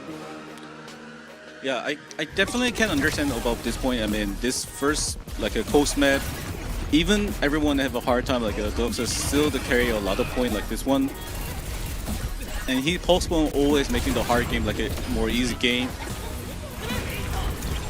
Always had. You could see from the postpone timing. Okay, I don't have to drop it now. I'll drop it later. We'll have better results. We'll guarantee a kill. Can I see the he pulse bomb to the yeah, but I think he's a Tracer is one of the best key player. I mean, a lot of time yesterday TQQ get the POTM, but today Docs get it. This meaning their DPSU has a high confidence with each other and good synergy. That ball's getting to Zarya right after the bubble too. And there were some off-camera moments. I think we were just having that now. Yeah, there were some off-camera moments where we had a lot of Tracer Lucio off to the side, true. right? Not just for this match, also in King's Row. And I think there were a lot more wins for... some wins, of course, for Y, but a lot more wins for Dukes. True. So I did vote for Dukes as a better MVP, but 6 Below, I think they have a lot of members. Certainly worthy of being the player of the match. But that is the second match of the night here, as we have still one more, and I think this one might actually bring us all the way into Escort, you never know. But there's Revati, who always has something else special for us ready, and it's going to be against Insomnia after this short break.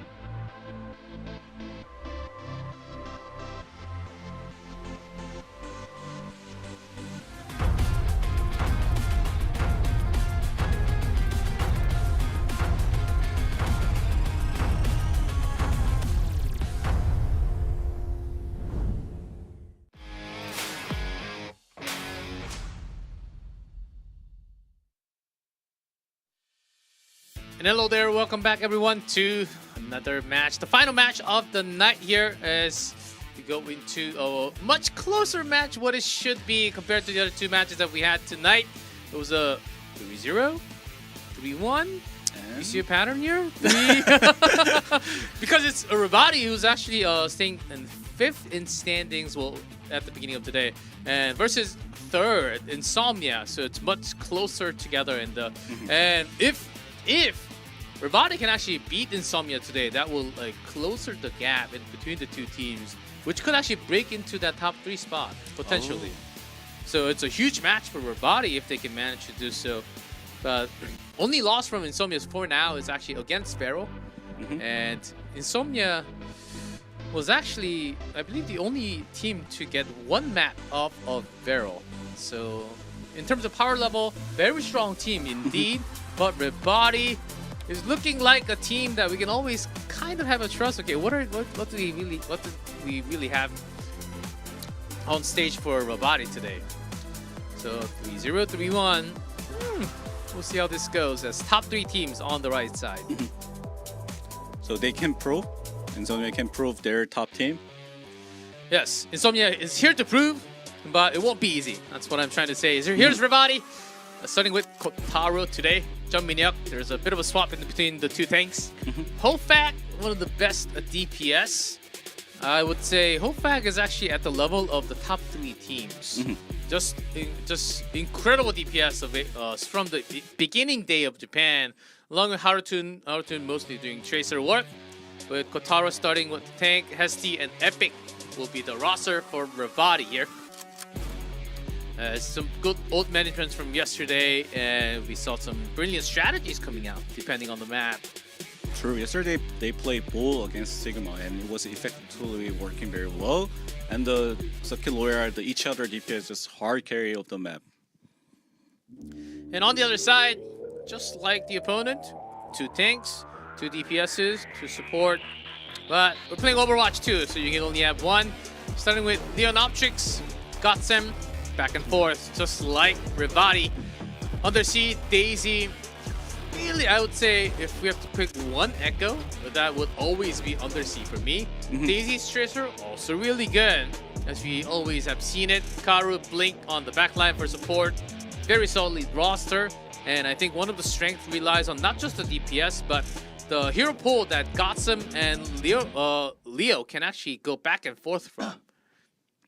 True. And also, today Insomnia can prove, because last few match they only play like an Echo Tracer, and yes, and it was against Nyam-Gaming and Hayabusa, so it wasn't too much of a threat for them. Yep. So maybe today they will have some other type of challenge or team comp from the DPS, and here is the map veto. Gosh, we'll never had that Ilios just yet. Lijiang Tower, it is. And Midtown Coliseum, so lots of similar maps here. True. And we did get to see Blizzard work yesterday. I think it's also Japan as a region. I think it's one of the regions where we really keep it one way, and we don't even turn corners. We don't even look towards the side. We don't even signal for those turns. We just go straight and do what worked before, what has been done. And they don't really like to have that many testings compared to the other regions. So I think that's another reason why we keep on having similar maps. Okay, Lijiang, and yeah, we will just have Midtown. So back in Lijiang, 9K. Are we just expecting a lot of Cassidy Zaryas? As Revati might show us something else. I'm not really sure, because I haven't seen the Insomnia play different like a strategy since from the last week. And do they prepare their new meta, or do they gonna keep their meta, or do they have a different series of their meta? Yes, it seems like Japan usually we always find out Monday because after a weekend, because they play Monday, Tuesday, Wednesday, right? And then after the 4 days, they watch the other regions, and then EMEA, and then say, okay, we'll change it up a little bit. And then the next Monday they have something else, and then the following Monday, I just can't wait. And of course, there's always not a small chance, a pretty good chance that Kotaro will bring out that ball on the map. Unless we go into Night Market. Even on Night Market, he was using the Kotaro was using ball yesterday. I vividly remember that. And ball is always good pick if the team can make it together, but it's not easy as like a Overwatch 1, and I mean they might can bring this again for the today. We'll see how it comes down. We will start with Legion Tower.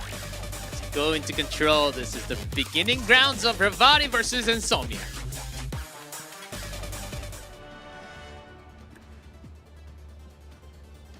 Look, Future has no traffic on the ground and in the air. Proven by Overwatch 2. Man, one day we'll have no traffic. I believe in it. I hope so. I really hope so. And maybe we'll have sound boost, a speed boost on top of that. Oh. And looking at the comp, oh, Nyam-Gaming. Undersea gonna play the Echo at here. And it's pretty good pick because they don't have a Cassidy and also they don't have a control of the Echo. So I think this is a pretty good pick for the Insomnia. Kofax Sojourn is there to threat Undersea's Echo.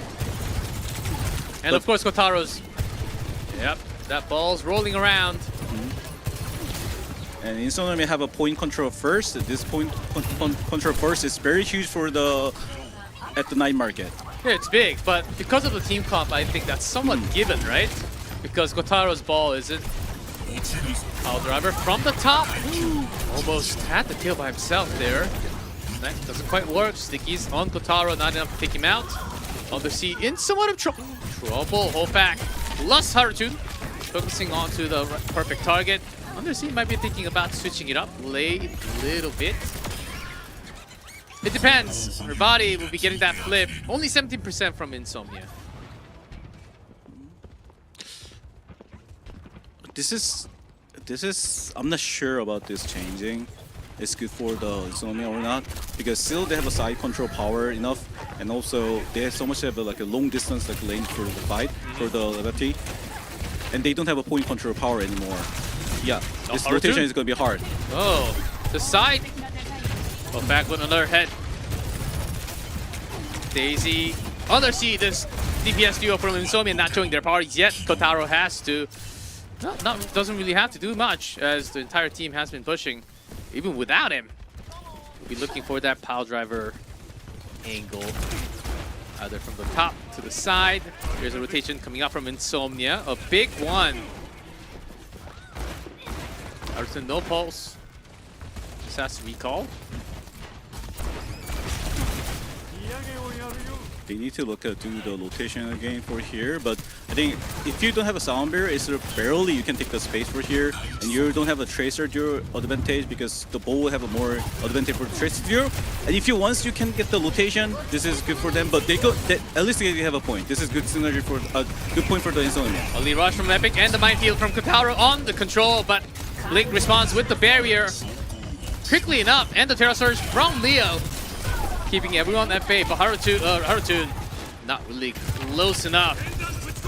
Will be delivering that damage, and these mines are just being such a big threat for anyone coming into the point. And even Nyam-Gaming, look! Oh, never mind. Now they have a Winston and Kiriko. For a second, we had Wow. Harutun's on fire today. And Hofax already having that overclock. Early barrier, they want to finish this now. Revati, and that's a dead monkey. Overtime hits. Can anyone else touch? That's just gonna be it. First point going to Revati. Insomnia. I mean, Revati, the manager of the com was really clean, but only the problem for me is that Insomnia, when they have a point at the first fight, I think they should not give up the point because once they try to go out from the point, that was like already in the trap. So, I mean, without that, Insomnia played pretty good, but as a change to the Cassidy was not really great choice for them. So, how they gonna manage with the ball comp? It's not gonna be easy for them because Orisa is not gonna be a good pick for the control of the ball. Yeah, this does worry me a little bit because when you're fighting against Revati, you have to have an answer against this ball. Yeah. Hammond. Kotaro's ball. That should be one of their first homeworks. But Echo is good at this map, so if they making the first fight winning again, Okay. it's gonna be good point for them to the making the fight. Yeah, it's a lot more open area, longer distance for Echo to shoot from. Okay, good sneaky. Kotaro from the back wants to have some Are pushing for inside, and back Echo diving in together. You trouble. can't get it. Yeah, with both DPS. And their back line seems to be okay. Blink Karu right next to the DPSs. And with the lost member, this contest might be a tough one if Kotaro wants to dive this. We'll have a test. Cartoon recalls. Good force out the Tracer. Now they have a point control. Do they gonna be go out again? They go out again. And that signal can be too dangerous, but not die this time, but die. Yeah, some good rotation coming out from Revati here. The Go back down. Daisy finally coming online.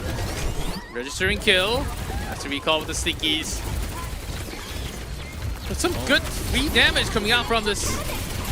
Post bomb doesn't land, but still good enough as he finds the kill. And Daisy responds. You have still the Pulse.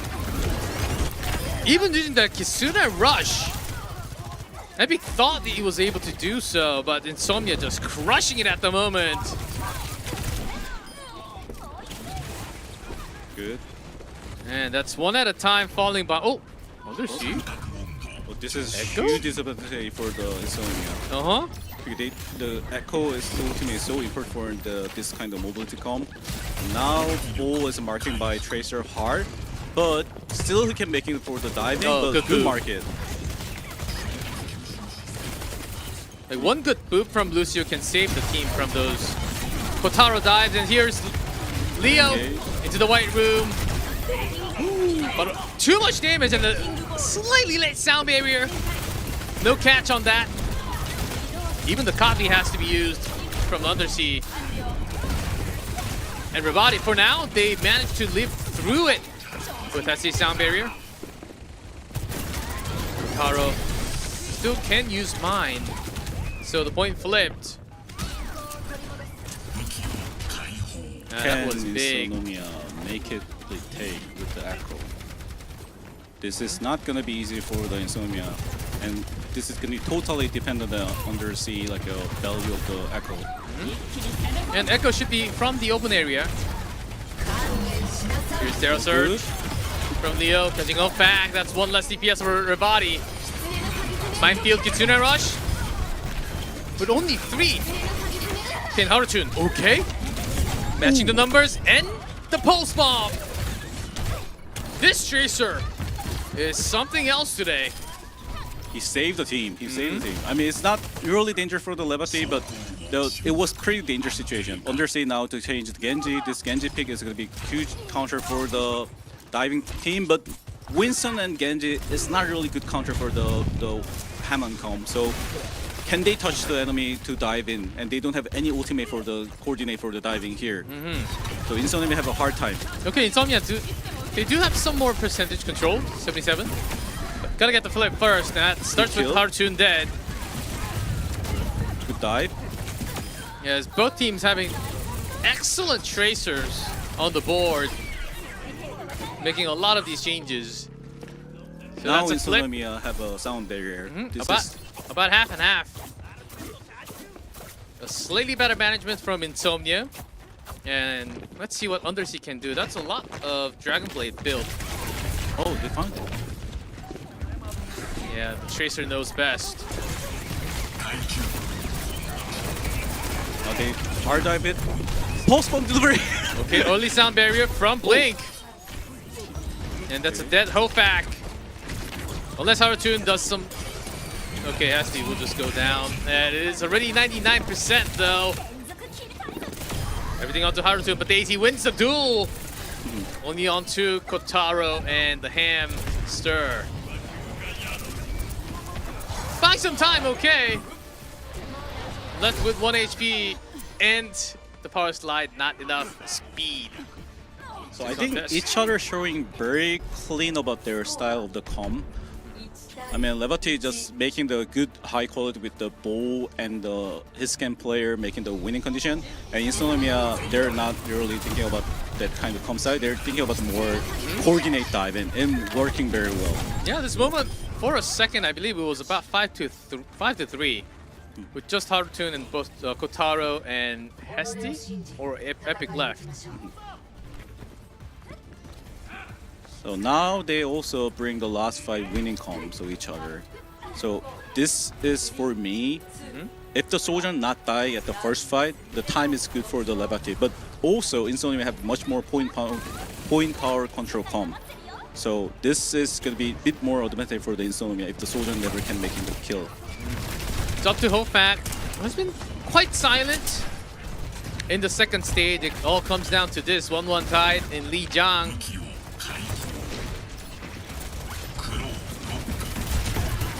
And here's Kotaro again. Oh, good Tracer Sneaky. Oh! And goes all the way back. That's a way to retreat back, which can only be done by professionals. Okay. Undersea gone. This is good for the Revati. Back power slides all the way. It does fall from overextending a little bit. But his teammates will be getting the remainders of it. But Revati is the problem is they don't have a power to do choking or do like a snowballing fight style. So they can make it for when they rotation to fight. Good dive. Yeah, Revati is looking for individual picks. Let's see how to turn. These two Tracers. And Kotaro behind the pillar, trying to take less damage. And also isolating the opponent, Daisy's Tracer. Also target. Goes wide, big time. And Harutun's sound barrier keeps everyone alive. Insomnia against the rush, they do have to deliver. Not much has been done. Hofak finds a kill first, but he goes down along. Under siege, Genji. Registers 1. Dragon Blade in 20. What a hectic fight from both. And Blink, Kotaro eventually finds a kill. Was that Ajax? Yeah, it is. But Man. Still the point is yours, and I think Revati is still the one to fight. But it could have been an easier fight. I guess it doesn't really matter at the end because SC will come back. The moment he pressed, he immediately went down. Now it's Genji Blade and the critical ulti timing. Genji Blade plus Winston can be deadly. True. SC needs some really good poop. And that Kiriko needs to run away too. Good disengage. Blade has been unleashed. Tracer down from the blade. Ooh, the minefield catching Tracer. That's the first time we have seen that. And the Blade, not much effect. And everyone on the field, Leonoptrix picking up the kill with the Primal Rage. Everyone up in the air. Revati with the 99, but this one is certainly going to be a flip. Kotaro here trying to buy some more time. There's a flip from Insomnia, but needs a lot more if they want to bring this Lijiang for them. Body, go back on Soldier. Made a quick swap. And the 2 kills. It's happening again, 9K. The control. Finished with Revati, 2-1 score. Their Hearthstone is so amazing right now. His Tracer value and the Hammond value making so much of the game winning condition. I mean, in that time, it's the first fight. I say that if the soldier didn't kill, you can't win the first fight. But he find it. He find the most important candidate, the Genji. Now they win the fight. Really good focus fire from not just Kotaro. Kotaro usually going around and finding some else targets, and that's exactly when Harutun's like, oh, I could have a shot at that. And then immediately blinks and pulse bomb or just straight up shot with the damage. Really great moments from Harutun's Tracer today. And compared to Hofak and Harutun, like Undersea Daisy, they look like the lower tier DPSs in that control map. I can't believe it. What just happened? They doing very good diving style of the comp, but right now meta is just swapped to the like a hit scan, and they're probably not have confidence with the hit scan like a style of the comp, and but still they get the really close to each of their map. So which map they're gonna bring for this kind of style for the double hit scan? Yeah, that was really incredible. And Undersea, do you think it hurt Insomnia overall because they started with an Echo? It was questionable, right? I think Echo Pick is very reasonable at the first fight for the winning, but after the ultimate condition is not good as like a Doom Piscom, and also he kind of have the misplay, and easy to do the misplay against like a hit scan. That's making like a Echo bit hard time. Yeah, Echo did have a really tough time, and Underseas Echo, who we said before the match started, one of the best Echo in Japan, didn't really show too much of a promising sign. Had to switch into Genji and some other heroes. We'll see what it comes down to. There's a swap, Kotaro out, which means no more Wrecking Ball. Jeonminyeok in for the hybrid, makes sense. We'll be having, and Jeonminyeok was showing some different heroes, back and forth. Some Orisa, some I believe a lot more Sigmas. And did we have a slight moment with Ramatra even? I can't exactly recall, but he was playing a lot of different hero pool of tanks. And we're going back into Midtown 3-4-3 today. No, we had Kings Row. Yeah, we had Kings Row. So 2 out of 3. And no Blizzard World. We had that yesterday, and we are just not having Hollywood today. From Japan at all. Midtown it is, where Sigmas can shine. So this is the question point about from the last 2 matches. If they see the last 2 match, or if they have like a more try to thinking about it, do they gonna be starting with the Sigma defense? Because if you're starting with the Sigma defense, you're really weak against the Orisa attack, and then is the Insomnia can bring the Orisa or not? So we're always worried about the rock paper scissors. Yeah, and that's something the defense really has to choose first. And I think we are going to New York soon. There's Revati versus Insomnia, and it is Revati with that one for now.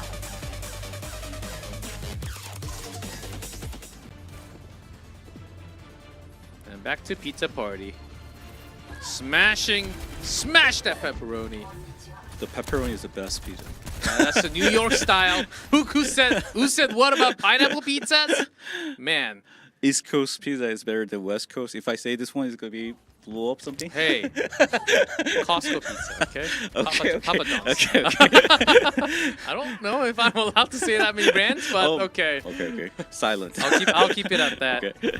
Okay, this is a very interesting point. So Revati starting with the Sigma, but they with the very slow come with the Kiriko Batis, and this is very different suggestion from the Orisa and Sigma.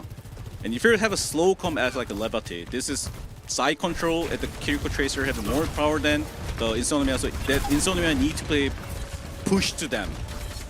And let's see how they gonna play. Oh, Insomnia actually charging them.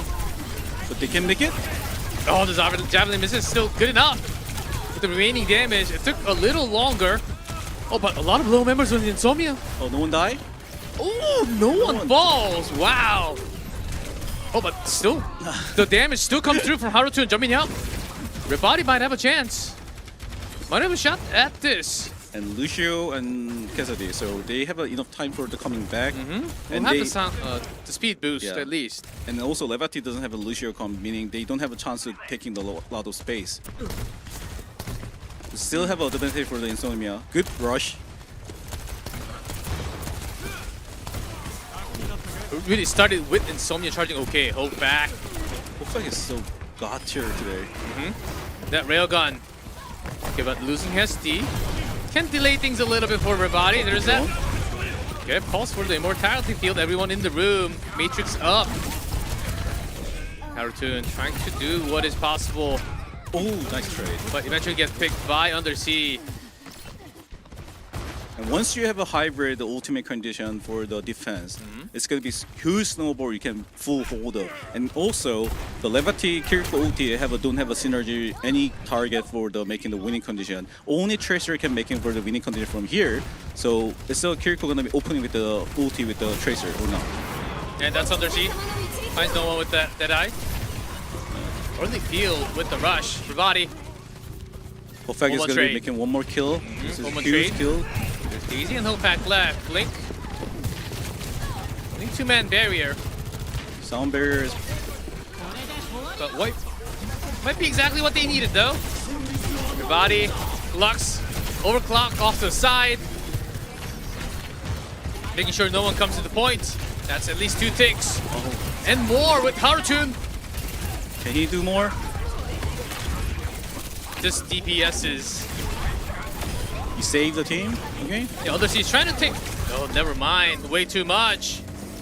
Undersea did his job, but the rest of the team already went back to spawn. And that is not a bad time bank, 340-ish. Yeah, Revati should be happy with that push. Insomnia, I think that was really hectic moment. Yeah, there's so many chances they can win the fight, but just like a Harutun is so much like a hard carry about the situation. Harutun's Tracer looks like a different person today. Yeah, their DPSU is making so much like a better from the winning the game. Can he? Okay. Close. This is one of the best Widow spots. Half of your body's covered. And you have a free shot. Aiming training. Yeah, I'm always up for a sniper spot. Oh, look at this one. There's free shot. Oh, that's a head, but not fully charged. And wow, the other 4 members did a lot more job. Yeah, that Widow is a really big pressure because you can't just stay up in the high ground, right? Wow, this one of the harder pushing moments pushing spots for Midtown. Revati is actually getting a free push, so can't let that happen easily. Undersea, Genji comes through. Leo. Except the Terra Surge. Daisy Harutun. East Tracer. Okay, with the rush. Revati in for side on. Hofak looking for some target. Minuk does go down. No tank for Revati at the moment. And a hit shot on the... That is a shot. Oh, the spear was clean. It's so hard to get those flicks when you're close. Yeah, true. And not out of all the heroes, it was also a Genji. I don't know if it's good to say, but that kind of shot is so sexy. Yeah, it is. It is. It really is. And that's Hofak. And Harutun. Pressure onto the back line as this payload is... Good engage. Oh, payload being secretly pushed.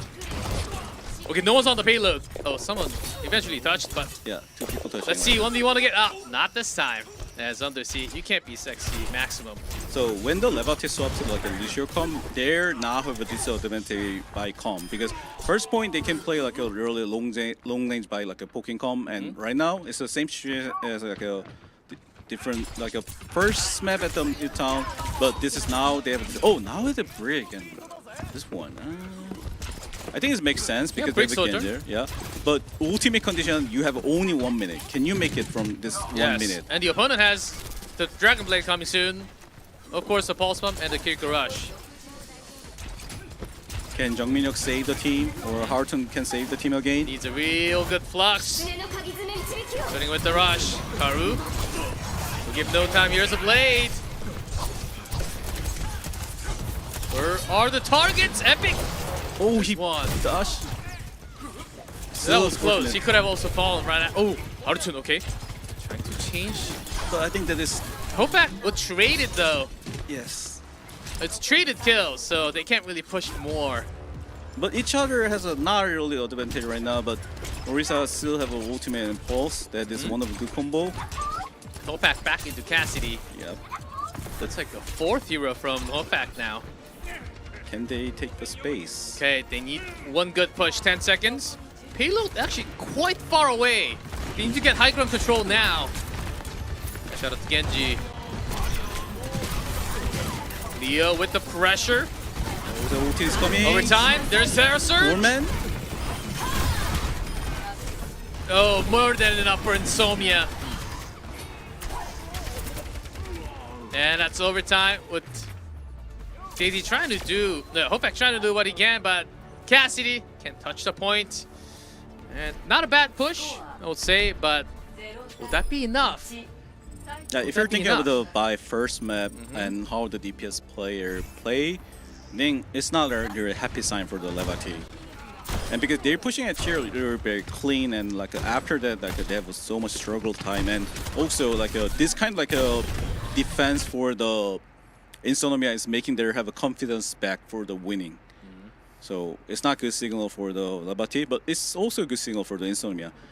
Yeah, not bad, 106. It's really hard to get that payload on the ground and to push from that mini tunnel. That's usually the hardest part on this map, except for the very last 3 points. True. And also Revati is starting with a very poking combat here with the Illari and the Ashe and Tracer. This is, as my opinion, the best comp for the holding the first point if you're not have any like a hard rush by first dive. But Insomnia, so much like Orisa can deny about the enemy poking. So if Revati just can disengage from the or not have a struggle time against Orisa, it's gonna be good signal for the Revati. But you think it's doable? Yeah, so each other the advantage. Okay. But Revati problem is they can't do holding like a multiple time. Yes, we've seen this comp from Kings Row defense yesterday from Revati, but it's a different map. True. And you can use the train, but it's not near the point. So let's see. Again, Revati sort of spread apart. As you have mentioned, 9K. Good rotation by Insomnia. Insomnia instantly realizing this. They can't do poking at here. Yeah, they took too much damage, so they're healing back up at the moment and coming out. Here's Ofac. One more good rotation by them. Yeah, near the car. Oh, Carson died. This is so bad signal for the Revati. Insomnia healed back up. Now going out to capture. Here's Under C. Oh, Ofac. This is good. Daisy gone from the top. And Genji. Good freeze fire. Running out of bullets. Using too much damage. There's a dynamite.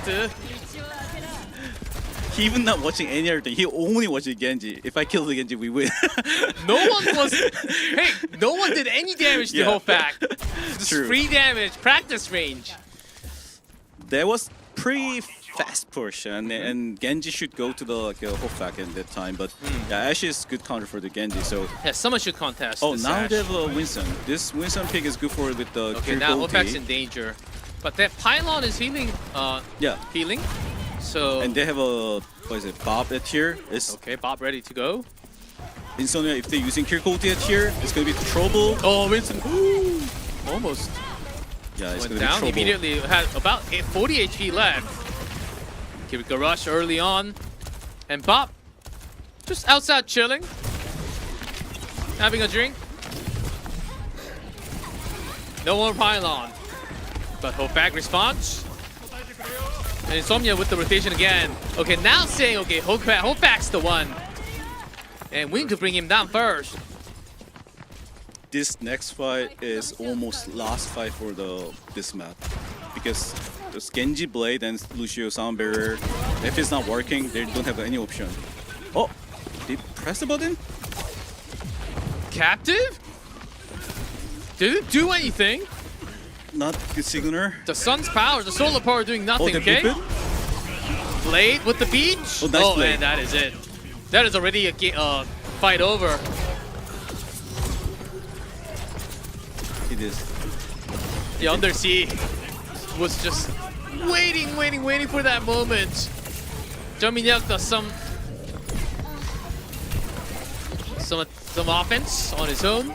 I'm not sure it's okay to say, but is that okay to say fat finger? Oh yeah, I think Epic let it do that one because I think that ultimate is so much powerful to counter their dive tempo from the Insomnia, but that was so much bad play. But still, they have a chance. Yes, it's not like Amp Matrix where you just use it first.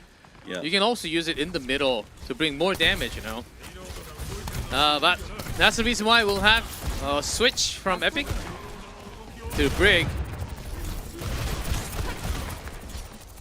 Still, the Hopak's Ashe today has been one of the better Ashes that we have seen so far. This Incendiary Rush from Karu, and this high ground control being transferred over to Insomnia. Revati not really knowing where to go.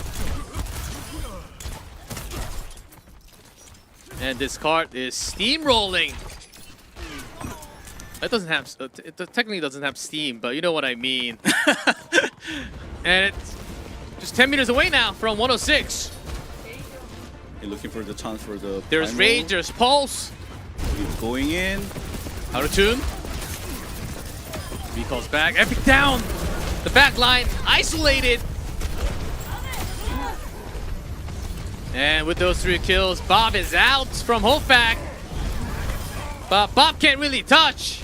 There's a Dome of Celebration, and Insomnia will bring it back for them after losing the control. So Insomnia only chance was like a Sound Barrier and the Genji player their last fight, and that timing they're doing really clean diving. That is, they're showing about how much they have the confidence with the strong dive. I really love to see that one.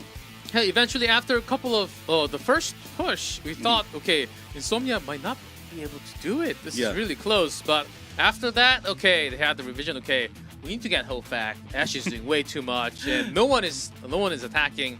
And I think they also had a game plan. It was also, okay, let's wait until the Blade.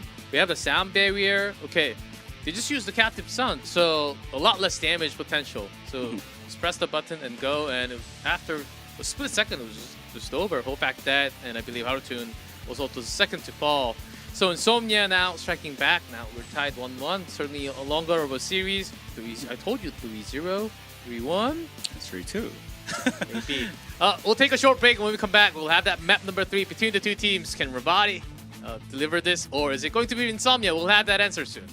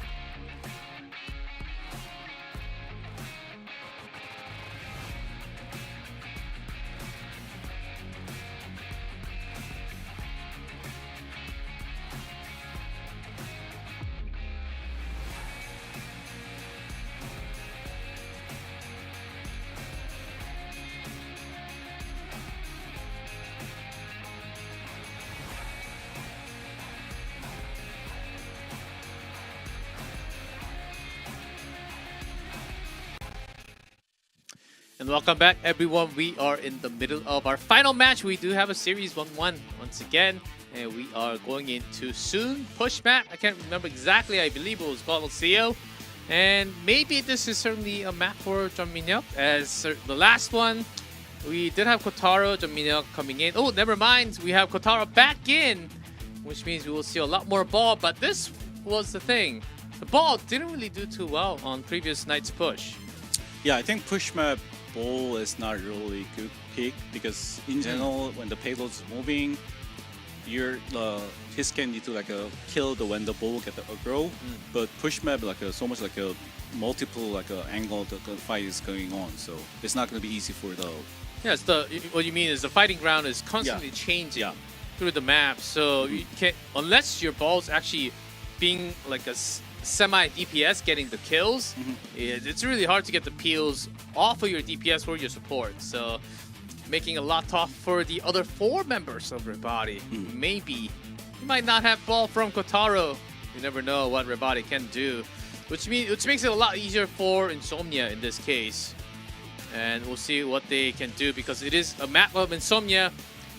They chose the map, so we'll see how this happens. So map is getting loaded. Leave all 10 players ready to go in the lobby as you're starting game real soon. Colosseo, Revati, certainly they need to show a different set of form, some different types of their game on their push. Push has been their weak point generally in week number 1, 2, 3. I think it's about time they show something else, even with Kotaro. They have to really find a reason why Kotaro's in instead of Jeonminyeok on push. And if it's not working, maybe they need to fix a few more things, but it's before the moments of going into Colosseo. So we'll see as this game is ready. All 10 players ready to go. The map is Colosseo. Revati, Insomnia 1-1 tied series for now.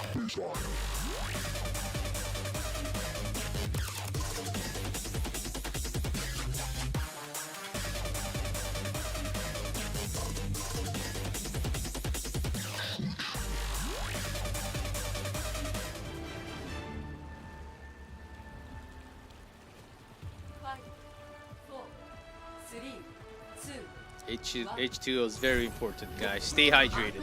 Okay. Insomnia Echo is very reasonable because this is pretty good Echo map, but against a Revati comp, it's a bit hard you can do with the Echo. You only can do the side fight or a hard diving at here, but it's not really easy for the undersea. So this is totally dependent on the undersea, the level. Undersea's Echo once again. Didn't have the best time yet in the first control map, I remember that. Early start for Insomnia because Revati is not in position. Good dive. OWCS wanted to punish, but he's the one getting punished. There's Revati off to the side, undersea.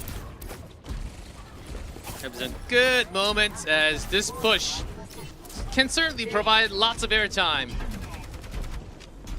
And also, Orisa can hold the payload by solo really easily compared to other teams. And what is Kotaro doing? That is my real question. On today's push. Can He's they playing solo. Oh, good. Nice pick. Undersea, caught off guard.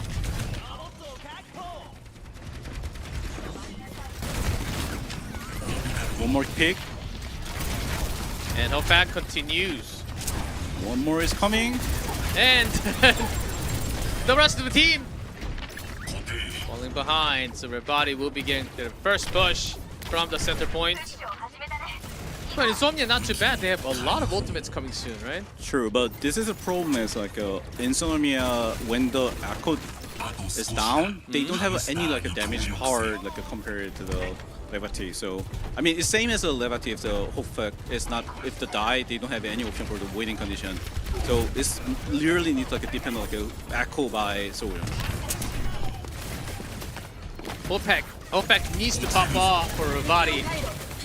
There's a copy and a copy of Kotaro. Spear. I mean Hamster. Emma almost die. You're gonna be die. Probably not die.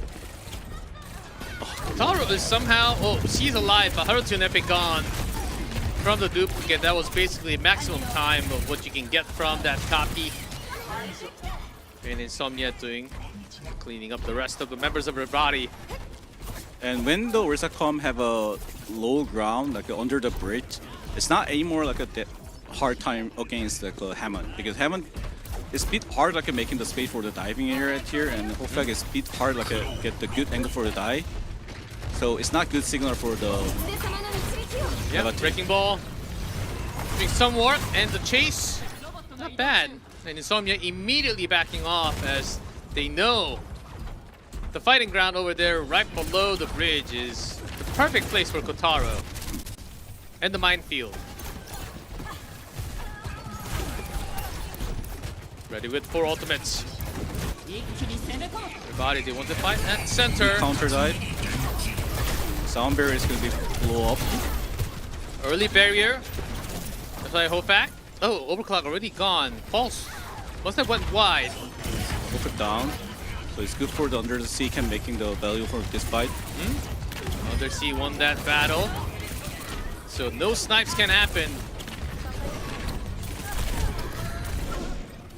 Yeah, that's why Haruto has to be called. Stickies. Sound barrier pushing. Oh, not a bad timing for Hesti, but is that really required? We'll see how that pans out later. And here's Revati pushing towards the corner now. It's not a bad idea to using it here, but they don't have a early option for here for the contest to enemy. So they need to like open the fight earlier or just need to like give up. But right now the situation is a bit bad for... Oh, bad. Bad to worse for Revati. As Kitsune Rush pop from Kotaro, and it looks like Revati, they have given up the fight after losing Ofak. Just the wrecking ball. And we just heard that. 3 ultimates ready to go. Insomnia.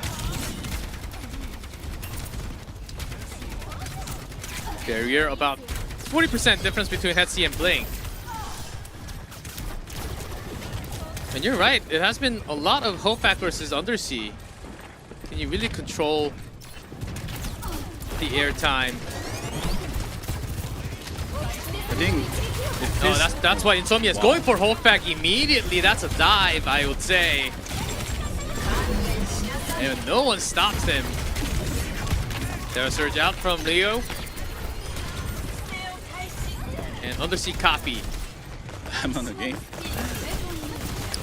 2 wrecking ball because you want to take the maximum aggro out so the point can't go to push. Contest right before the first point. Oh, he died. He down. But so the problem about the why Hofag is a bit hard time to go against like the Undersea is this map is a bit hard like a charge like a certain energy and like a that time once you have a certain energy you can like definitely can control the enemy echo, but beside that it's gonna be hard to like a time for that. So now even they have Genji, but Genji is not good counter for the Sojourn in general, but this snowball option can make in the Undersea easy to touch the Sojourn or not. Yeah, as you can see from the gauge, Ready for counter. can be tough. Here's the minefield and the overclock. Link ready with the sound barrier. Insomnia ready to have their protection. Undersea killing everything. Oh, but even with 2 ultimates, okay, lost Leo. So Revati, they still have chance. It's not over yet. Well, fact. Okay, it's over now, but they do have some members, but it's still retreating. Insomnia should have a lot more members back quick soon. Facts on the wrong side of the map with no one else. Well, Kotaro doesn't usually help out, even if he's next to you. So that's a long respawn time for the remaining 2. Haruto just chilling next to the broken monitors. Who broke those monitors? Displays are important to play Overwatch. Can he save the team again? Pulse in the room. Probably not. No kills yet. The Undersea's blade soon coming.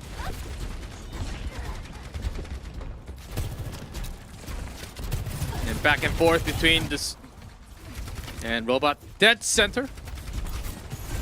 Good managed by Insomnia, and now they're gonna push again. And when they disengage, they just like just kite back. And nice control by flanker.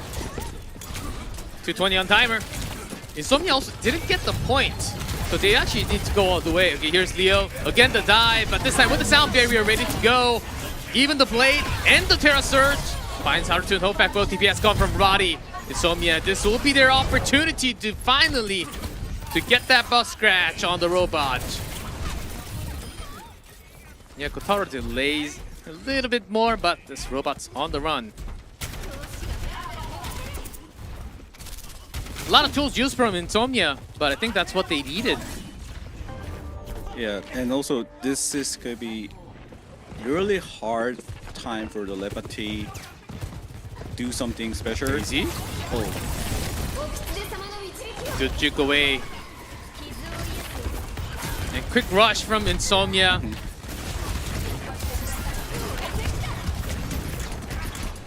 That Genji still alive somehow, and Undersea finds one.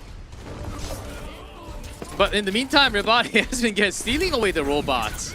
I feel like Undersea like upset about the first match. He trying hard like to carry the game. Yes, we can feel that, right? Yeah. Because of that control.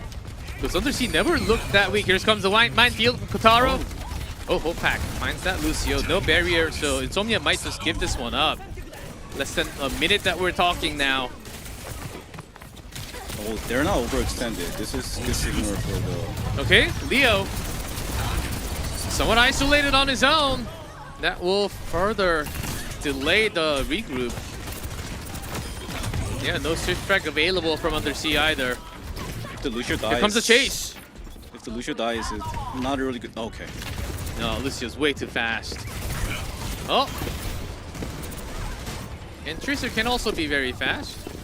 But if the Tracer die, no. Yeah, but that forced out at least a recall. And Hopak ready with that overclock. It's not a really bad scenario for the Revati.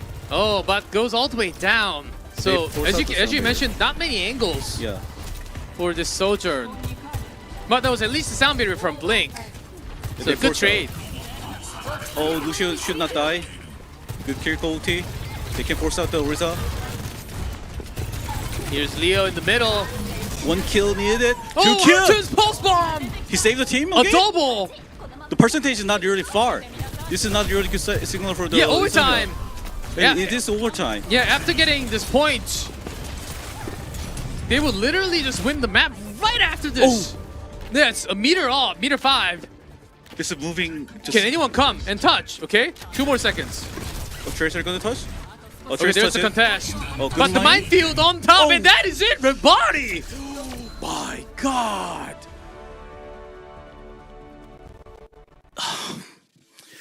That Insomnia fight at there was a really bad decision. And that snowball is coming. And Soundbearer is so snowball. I mean, Hofak didn't kill, but he made the winning the team. And Hearthstone, Yes, also he- 2 possible. Got that sound barrier off, so Yep. I would take that trade anytime. For overclock, sound barrier, sure thing. Sure. Sure thing. And then the final minefield, it wasn't even needed, Yeah. but just for the delay. But Kotaro, so Wrecking Ball finally has a win on push. I think this might be the first push win for Kotaro.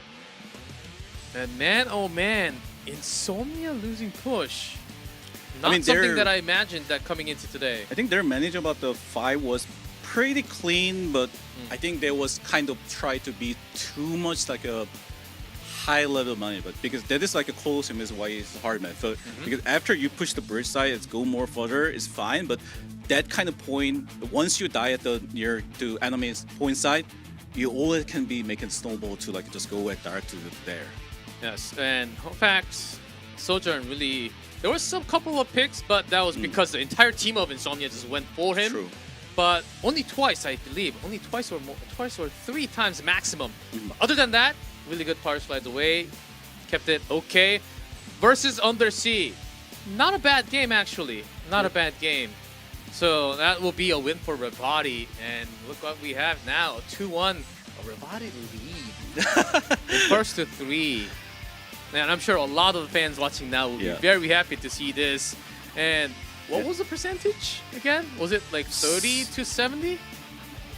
You mean the ball The game? prediction, yeah, prediction. I think this one was one of the closer ones. Yeah, it's a pretty close to 70, each other. I think. And right now, the 30% that's actually winning the series. Quite incredible what's happening. And this is Japan, and we're always filled with surprises. The next map is also you can play the Hammond.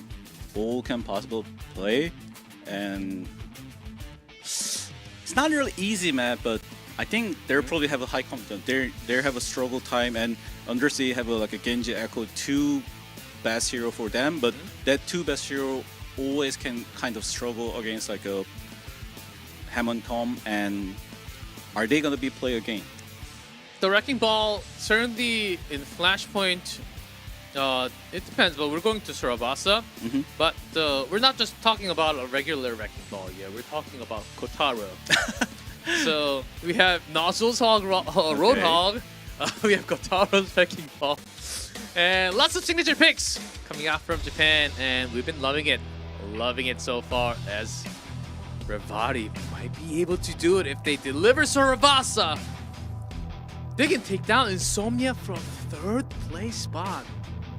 And it won't bring them down to 4th because of map differential, but still, it will be a huge loss for Insomnia, which means that Insomnia needs to step up and bring us to Escort after tying this up with a 2-2 from Surabasa. Let's see what happens on this map.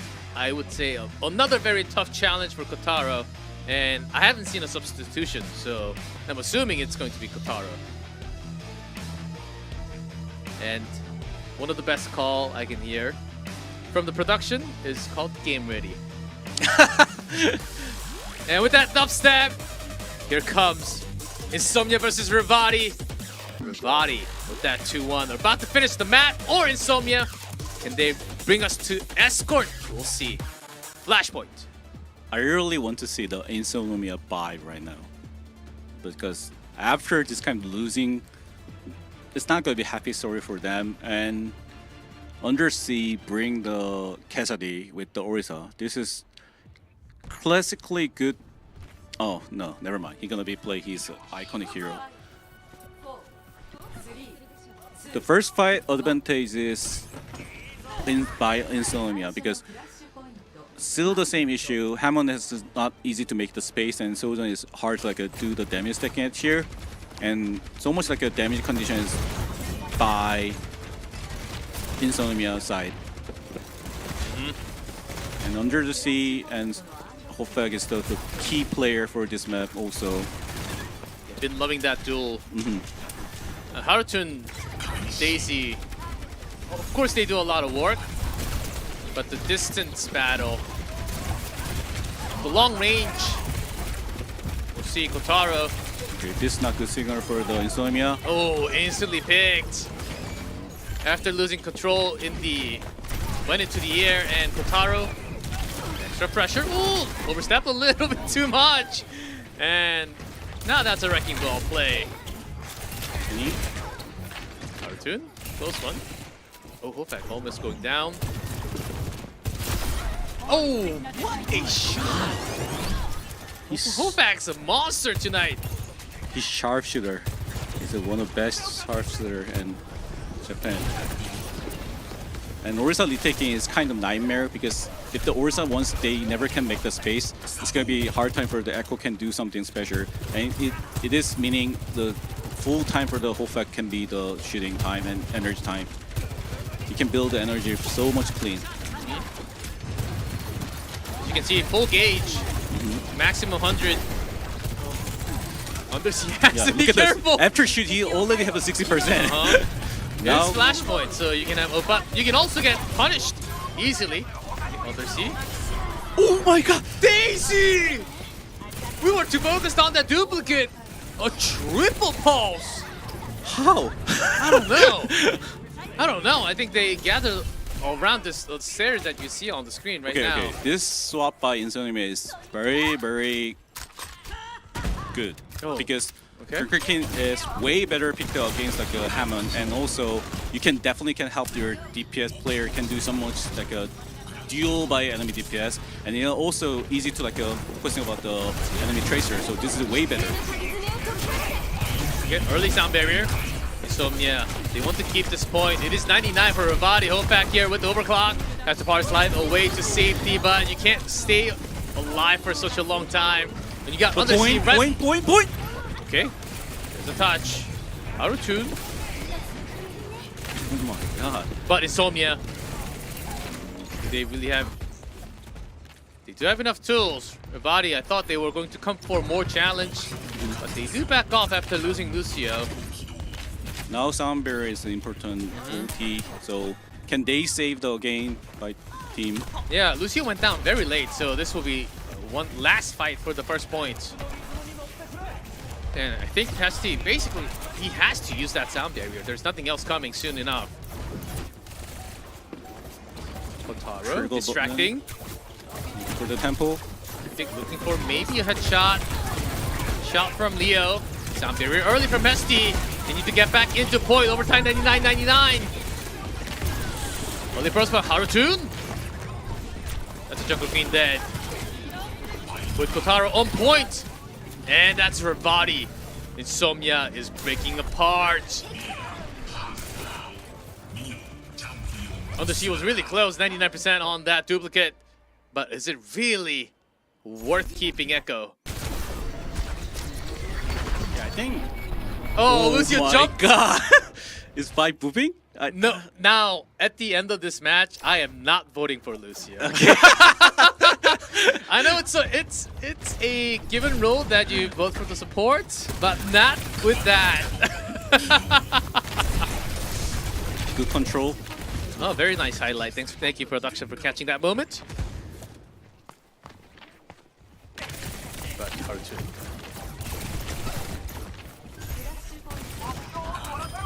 Off to the side, hope back. Another kill, Undersea. Let's see. The point, okay. Captured, but how long?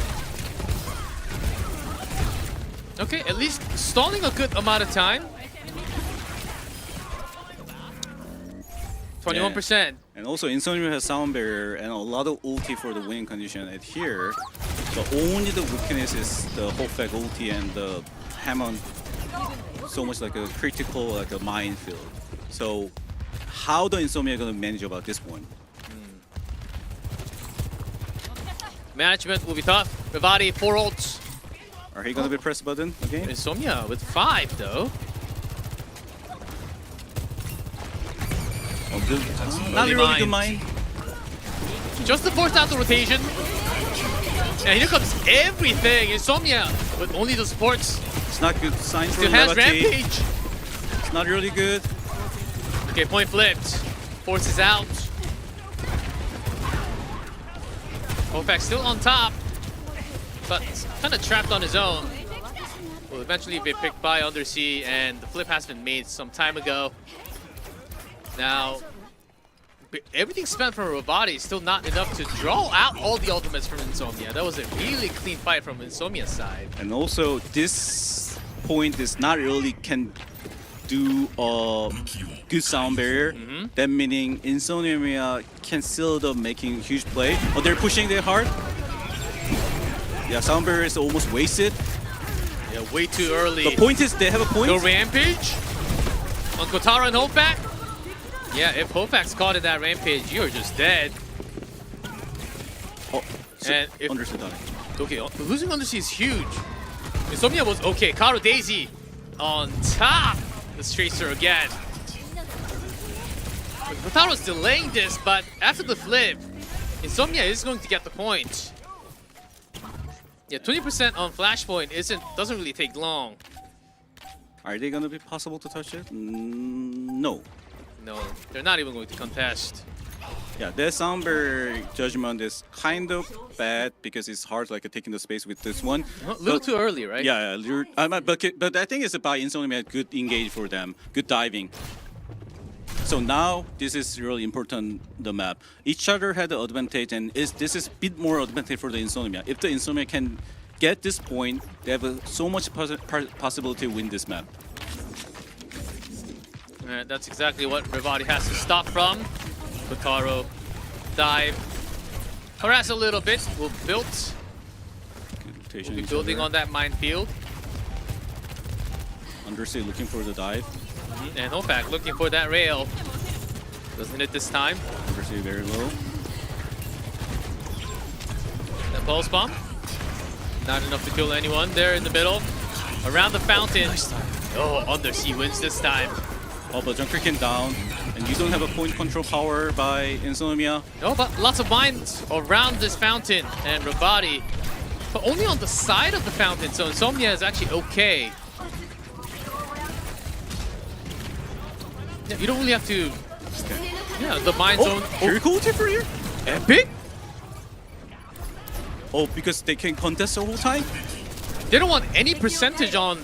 This is greedy, but it's nice play. Yeah, no one captured the point yet. And Kotaro. Undersea also used the duplicate. By Sojourn, can you make it? And there's no further kill Sound coming barrier. through. Oh, Hesty down. Blink. Insomnia also using all their the tools. point. Oh, Hopek. Still 0%. Echo marking. Oh, but finally. but Finally, the capture comes through, but Hopek gets one. Harjun with the One second. more? And the overclock. one more? No, if it dies. Oh, what? There's a flip with just 13. This is one of the longest skirmishes we've seen. Yeah, and it's, Everyone just coming back from spawn, immediately fighting. Epic is do the epic play, literally. That was really love to see. Now is Revati's time for the using the sound barrier with the high quality. And now they have a Sombra. The marking by Sombra is not easy here as before. It's going to be complicated for the winning, making the winning condition. And Undersea is how much he struggle about right now. Yes, let's see. I think Insomnia, their chance of hitting. Oh, good Hopek. pause. Yes, that's exactly what they wanted to press on. Sombra Tracer, the double sandwich on Hopek Sojourn. That's a 45 now. 58 They to 61%. still contest. They sound barrier to contest the point. Okay. Oh, nice. Kotaro, they do have mines. Hartun alive. Oh, Mine dropped right. Oh, hacked right after. Kiriko hooked you again? Look at Really? the Revati. They're contesting with 4 only. Oh, Hopek that Gotta killed kill the again? Daisy. One more? Revati? It's 94. Oh my goodness. Kotaro. How is this possible? Insomnia just not having. They had the right tools. Yeah. And it was a 4v5. Okay, this Revati is making a lot of sense why they winning yesterday almost. This is like a way better quality of the like a fight. And they're about to win the match. Yeah, this map is not really good for the Insomnia because Junkerkin is a bit hard to touch the enemy, and Hopek is going to be far distant for the enemy. Only time is going to be EMP can make it for the winning condition by first fight. Exactly, Undersea, close enough. Without that, it's going to be a hard time. Yeah, translocator. Yeah, look, Tracer. Oh, The push away! Kotaro! With that play! No EMP for this first fight! Insomnia they just have to back off. There's no way. Haruto finds another with the chase. Retaking by Sombra EMP is not going to be easy. Hopek going to be far, far, far at the space. Huge momentum for Revati Yeah. right now. Insomnia, can they take this one back? One EMP can turn things around. It is totally possible. It's hard. It's not easy. Oh, You gotta hit a lot. Okay, that's translocator. Gotta hit. There's one opportunity. But you have to nail it. oh, Soundbar. Oh my god! Super dead, no EMP! Daisy! Use the pulse bomb, but goes wide. Finds no kill. 60% already for Revati. Everyone low. Everyone low. Hopek hits that. Soundbar forced up very bad zone. Oh, but they killed Epic. Okay, Daisy got one. Hopek needs to find some meaning from this overclock. Oh, I think Insomnia get the point. Okay, 86. Hestic. Okay, Daisy. Do they Going down. get more percentage? You press the mine Oh. right in the middle. Okay, the flip hasn't made. So that might just come to be a waste from Kotaro. but we'll see the fight as Do they can make it again like a act. And it seems like Insomnia will finally stabilize a and little also bit. they have a Sombra OT and the Kiriko OT. Yes. This is really huge advantage for the Insomnia. Finally, it stopped this crazy momentum from Revati. And here's the EMP. Good EMP. Oh, back ST Epic immediately gone. But this Kiriko OT is kind of wasted for my opinion, but Okay, but that was clean enough and fast enough of a team win. because they have a sound barrier. If you're not making the hard time sound barrier, you're gonna be just free fight. They Yeah. need to find the sound barrier. That's why you or need Daisy. Daisy needs to do. Maybe the pulse bomb, 88%. We're talking They find the last Lucio. fight. There's a pulse bomb from Haru. Finds no one. Kiriko Rush from Epic. Oh, Tracer marking. They don't have option, but Tracer can do something. Here's Arotu, 99% for Oh, Insomnia. no. Leo down. A big problem. Sound barrier. Catching everyone alive. There's a flip. 4 more percent. Then Revati can win. There's a touch from Daisy. Oh, Tracer force out. Recalls Sombra. back. Sombra can possible touch. 31%. No EMP. With Leo dead. And Undersea goes down. Revati might just have this. Daisy needs to pull off a miracle. 2 seconds on that recall. But what can you do? Daisy alone. There's a pulse bomb. Doesn't kill Kotaro. Revati about to have this match. And Daisy goes down. There's a rampage just to contest. Insomnia will not be able to make it into map 5. It is Revati with the win. What an upset win. 3-1 scored it is. We thought things were possible from signs of last night. And in just 24 hours after, they have delivered a match win against the higher tier team. Insomnia loses a match. Okay, I can say about the other map, like have a different MVP, different QTM or something like that. But this map, every single person by Revati is an MVP.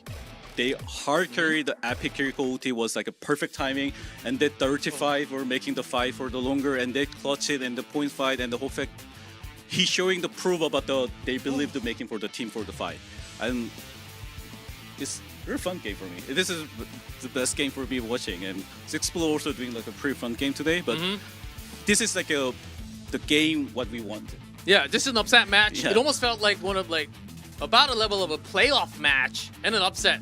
And this is exactly why you have esports. It doesn't really, nothing follows what's supposed to happen. And when you can play like this, I mean, Hofak, some great shots landing in the middle. Harutun, some really good pulse bombs. And of course, Kotaro's wrecking ball. Play here and there, always great job. And the back line, Hesi and Epic, was fabulous. Fabulous. I need live cam. I need live cam. I want to see the player, the face when they winning like this one. Oh, you mean the live feed from the camera, the player camera? Yeah, it's gonna be we'd like to see their emotions gonna be like on a- camera. Oh, guys, that's a win and player of the match. Let's see that right now. Wonder what that is. Can be anyone from Revati. But the wrecking ball player, Kotaro, will be taking player of the match. He deserved it. Look at how he making the fight. I mean, he's the only not follow the meta and bring so much winning condition by the Hofak and the Harton. And the Harton, they definitely we can say that they deliver the hard carry low, but Kotaro making so much chance for them to sacrifice the situation, and he have so much confidence to bring this meta by his hand. Also doing a great job staying alive. This And course sometimes is- the ball, no one attacks the ball first, Yeah. right? So you have this freedom to do whatever you want. this is beautiful. Yeah, look at that tracking. Some really good minefields. Good damage from himself. And it's gonna be my homework for the Insomnia to bring the Undersea, I mean, this is not usual pick by, definitely Hammond is not usual pick, but how can they bring back for the next game? Yes. That should be quite a shock to, especially the entire squad of Insomnia and also Undersea, who True. underperformed compared to the usual. And here's the result. Well, we were hinting maybe we can have a 3-2, but nah. Revati is- just yeah. gonna close us up with a 3-1. That is 3-2 for me. That was almost a Yeah. 3-2, man. I love Flashpoint. This is fun to watching. I don't need control map maybe. Well, 9K said it, not me. Okay. Just my opinion. Yeah, what an upset here. And look, Insomnia with 2 losses. And they still have to... Okay, one other loss was against Varrel, so that's... Okay, they still have to fight 6 below Oh wow. next. That is gonna be a huge match again. Yes, and if they end up losing that, then they might be up for a challenge. Revati steps up to 4th place now. Oh, man. And remember, if the map differential is the same, it comes down to the head-to-head. Mhm. So, well, It's gonna be let's see what happens next week. 1 to 5 is gonna be so much like a possibility. I know. Pandia, who didn't play today, must be watching at home, says, okay, what's happening? They're also a strong team. They're also like They're also a strong team, slightly less in map differential, so they have to really catch up big time. And that's the standings, updated standings after the matches today. Varrel just lost a single map, and that's about it. 6 below. Certainly had lost a lot more maps compared to that, but still having 5 wins. Top 2 certainly guaranteed for now, but here comes the next matchup. That is tomorrow. Very important match. A lot of middle pack. So I think it was Pandia, Arise Project, the 5th and 6th place at the moment, going against each other. Man, what is... After watching that, I'm pretty sure Varrel watched that match. And Yeah, they're probably right now. okay, guys, no break.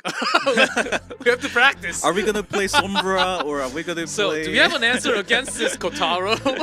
Do we have answer against this Wrecking Ball?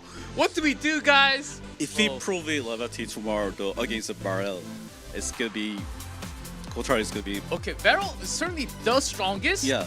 But I don't know, man. Revati's going to give them some type of a problem, some type of a challenge. I always the who break the meta is I'm the big fan of that person. So I'm the fan of the Revati right now. Yes, Kotaro should be picking up a lot of fans right now, all over the world. And Hayabusa Gaming versus 6 Below to finish off this week of Japan. That's gonna be week number 3, day 3. Still, we have another week coming up to finish off the regular season of Stage 1 here before we go into the playoff. But what a day it has been, 9K. And this is exactly what we live for, right? Yeah. This is exactly what you guys come for, to watch these exciting games. And I'm so happy that, of course, Insomnia's got a lot more work to do now. Oh man, they might have let their guards down because it's a 5th place team. They did some work yesterday, but that's gonna do it for us today. Overwatch Champions Series Japan Week 3, day number 2. What an upset! And guys, keep on tuning Japan because Japan always had something special for us. It's not just the Wrecking Ball. We also have a Hawk player. I think he's up next, so he's playing tomorrow. Of course, that's gonna do it for us. Thanks to you guys for watching. We'll see you all in Overwatch.